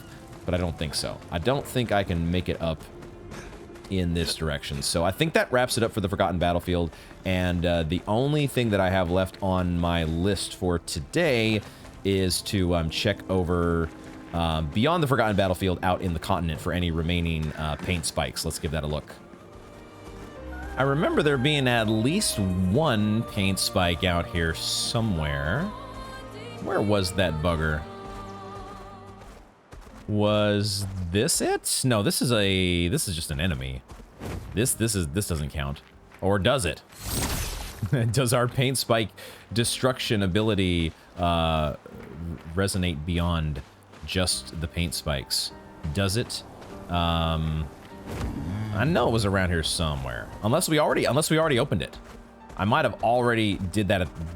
I might have already done that at the start of the episode, and I just forgot. I thought though that I had left it, that we had left it, and we were gonna come back for it later. But maybe no. Here it is. Here it is. Here we go. I knew there was at least one out here. I wanted to like systematize my progression so that we saved this for last, and that's what we've done. There we go. A bunch of chroma. Perfect. The one... okay, I said save it for last, but then I did remember we had one more painting workshop that we wanted to check out, which I think was right over here. We just passed by it. Let's do that and cross that off our list as the last little bit of It's not really housekeeping, but it kind of feels a little bit like a housekeeping episode. You know, we've been doing stuff that's off the beaten path, sort of, or it's not. We've been down the beaten path and we're retreading it, retreading our steps. All right, let's do our parkour here. Hopefully it's not too involved. Doesn't seem too bad. And then another boy who's fading out of existence. Faceless boy, a traveler here, bathing in light. I have whispered my fears, yet she merely smiles, a secretive smile that hints at truths beyond my grasp. She tells me the night must be met with courage, that the heart must not falter. She crafts a beast, radiant yet fearsome, woven from the very essence of luminescence. It prowls the night, casting its spectral glow upon the darkened corners of my sanctuary. Will you put an end to her night? I suspect we're talking about the paintress here, right? She manipulates, frightens, controls. Everyone, all of us, all of you. Fear is her weapon. Will you put an end to her night? We'll certainly try. A curious yet admirable pursuit. The beast has paid the price, and so shall its darkness shine once again. Another lamp, color of the beast. Farewell. Okay, I see the pattern here. We just got to find four of y'all. 2 down, 2 to go. And then we will have ourselves a, I'm sure, wonderfully engaging and super fun fight. We just got an arm in a stuck in stasis here. I don't know why I did that twice, but okay. I forget that we can change our direction on our rolls. It's very helpful to stay on the platform. I wish they did that in Dark Souls. I wish Dark Souls I had that ability so I wouldn't go rolling off the ledge when I didn't want to. And we're back in the same spot as before. And we can put on arm number 2. Do you want to use Color of the Beast? I do. And oh, it's actually adding like 4 arms in the front. The story of the beast is written in the depths where shadows sigh. Lurks a beast beneath the sky, still incomplete, its lair closed off. Yep, I see the pattern. We got more work to do. But that is where we will wrap up this super fun installment of Expedition 33. I have certainly enjoyed it. I love getting the progress. Although it's sort of like, it's backtracking progress, right? We knew the backtracking was coming, but it feels good to clean everything up and get all your ducks in a row. And next episode, I think we will turn our attention once again to the main quest, since we are pretty well leveled at this point. I don't want to be facing the main quest too much of that content. If we're, too over leveled, I would like it to be of some challenge. So we'll look to Minoko's station and see what we find there next time. And eventually turn our attention back to this other... I forgot, there's even this spot over here that I don't think we've explored yet. So we've got at least like 3 areas that are like to the sides that we haven't checked yet. And there's all these other areas that are accessible only by air, or maybe once we can get past this coral, but also we could get past the coral if we could fly. So that might be the ultimate ability to unlock with SK, the power of flight. If we zoom out, we can see, all right, we're actually, we are actually about halfway there, aren't we? If we were just going straight for the Paintress, we're not too far down the road from where we started. It felt, that's how you do. You just go one step at a time, and eventually you're gonna get there. But it's showing like even these zones. Why are these showing up on the map? It's really letting us know, hey, there's still so much game to play. And we will get to all of it eventually. We will do it all. I'm that kind of player. I like to do all the things. I got a carousel out here. Oh, that looks like that'll be fun. We'll hit up Minoko Station next time, and we'll see about Verso's best friend. And we'll see how maybe he compares to SK. But although it's not, it's not that kind of a competition. All the friends are welcome, no matter what size or shape. Just, go easy on the gestural hair, that's all. And the Saga Patats. We will definitely be doing new fashion next time to change that pace. Tune in to find out what our Fashion Souls or our Fashion Expedition will look like next time. Thank you all very much for joining me, and I hope to see you in the next one.